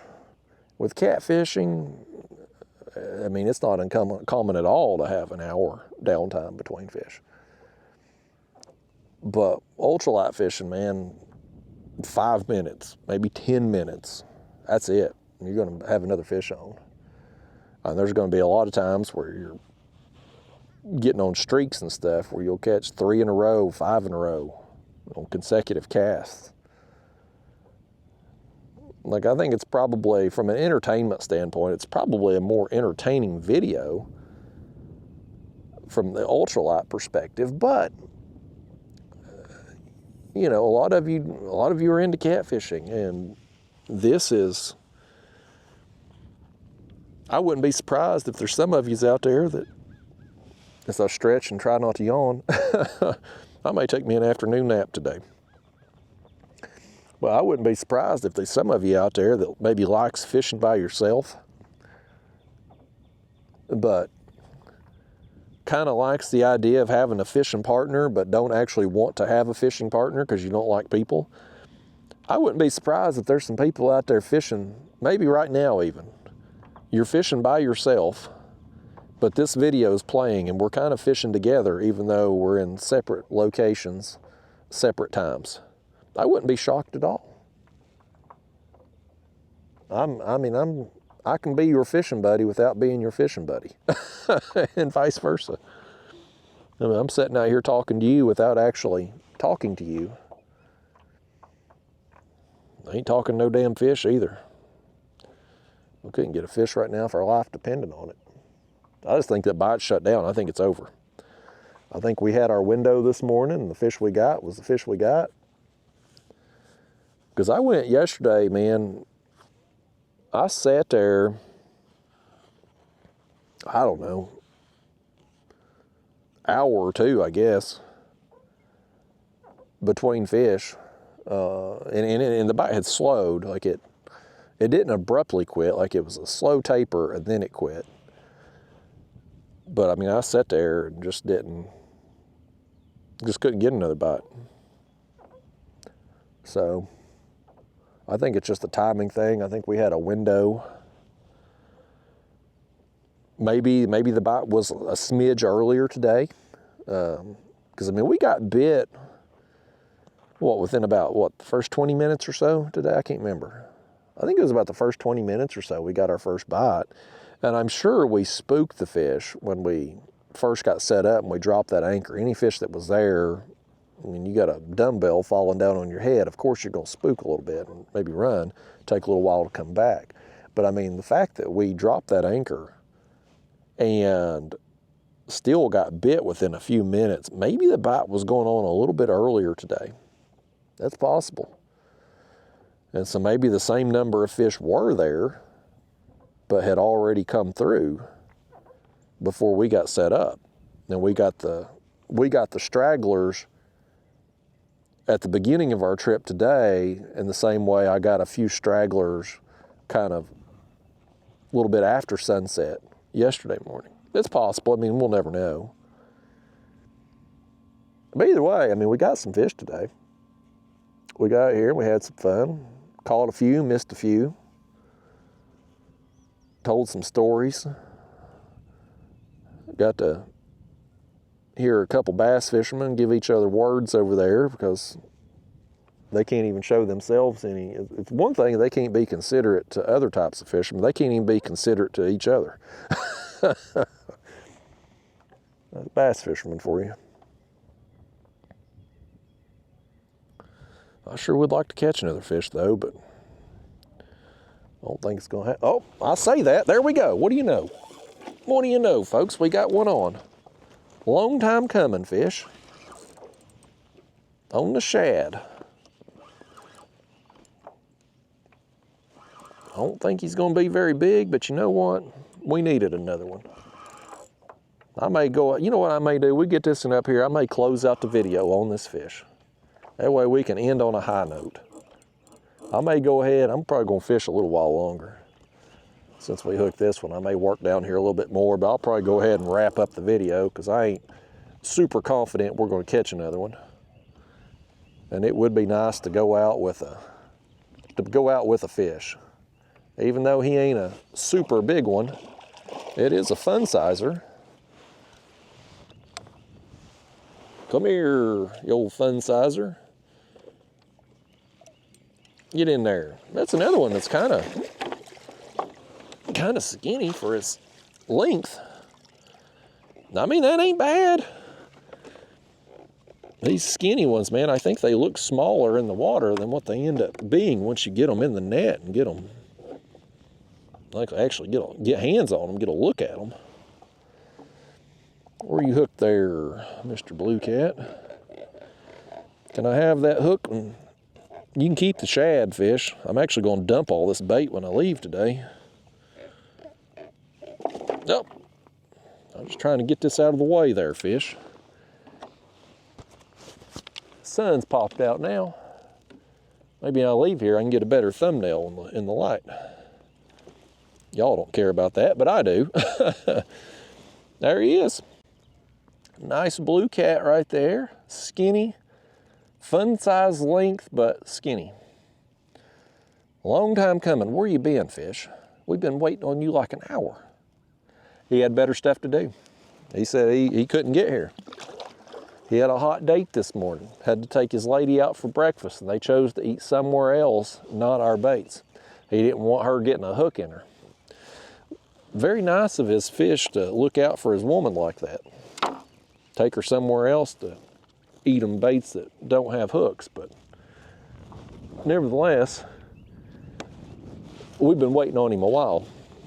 But yeah, folks, I think I'm probably going to wrap up the video on that fish. I'm going to go ahead and rebait here, probably fish a little bit long. I may put on that bluegill. I think that's what I'm going to do. I'm going to try this bluegill. I ain't going to subject you all to it anymore. I don't have any great hope of getting this thing eat or even catching another fish, but I am going to fish a little longer. Just maybe get a little off-camera time, and then I'll probably, since that sun, the clouds have Hell far, the clouds have moved on now.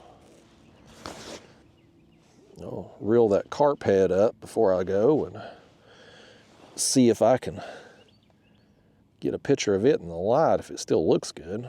Well, that thing ain't been touched though. We got the other bait, the body section of carp. I mean, we had it get hit a few times. Just didn't get the bait and the hook, but boy, we couldn't get that head touched. Disappointing. I'd really hoped we could get a monster with that thing.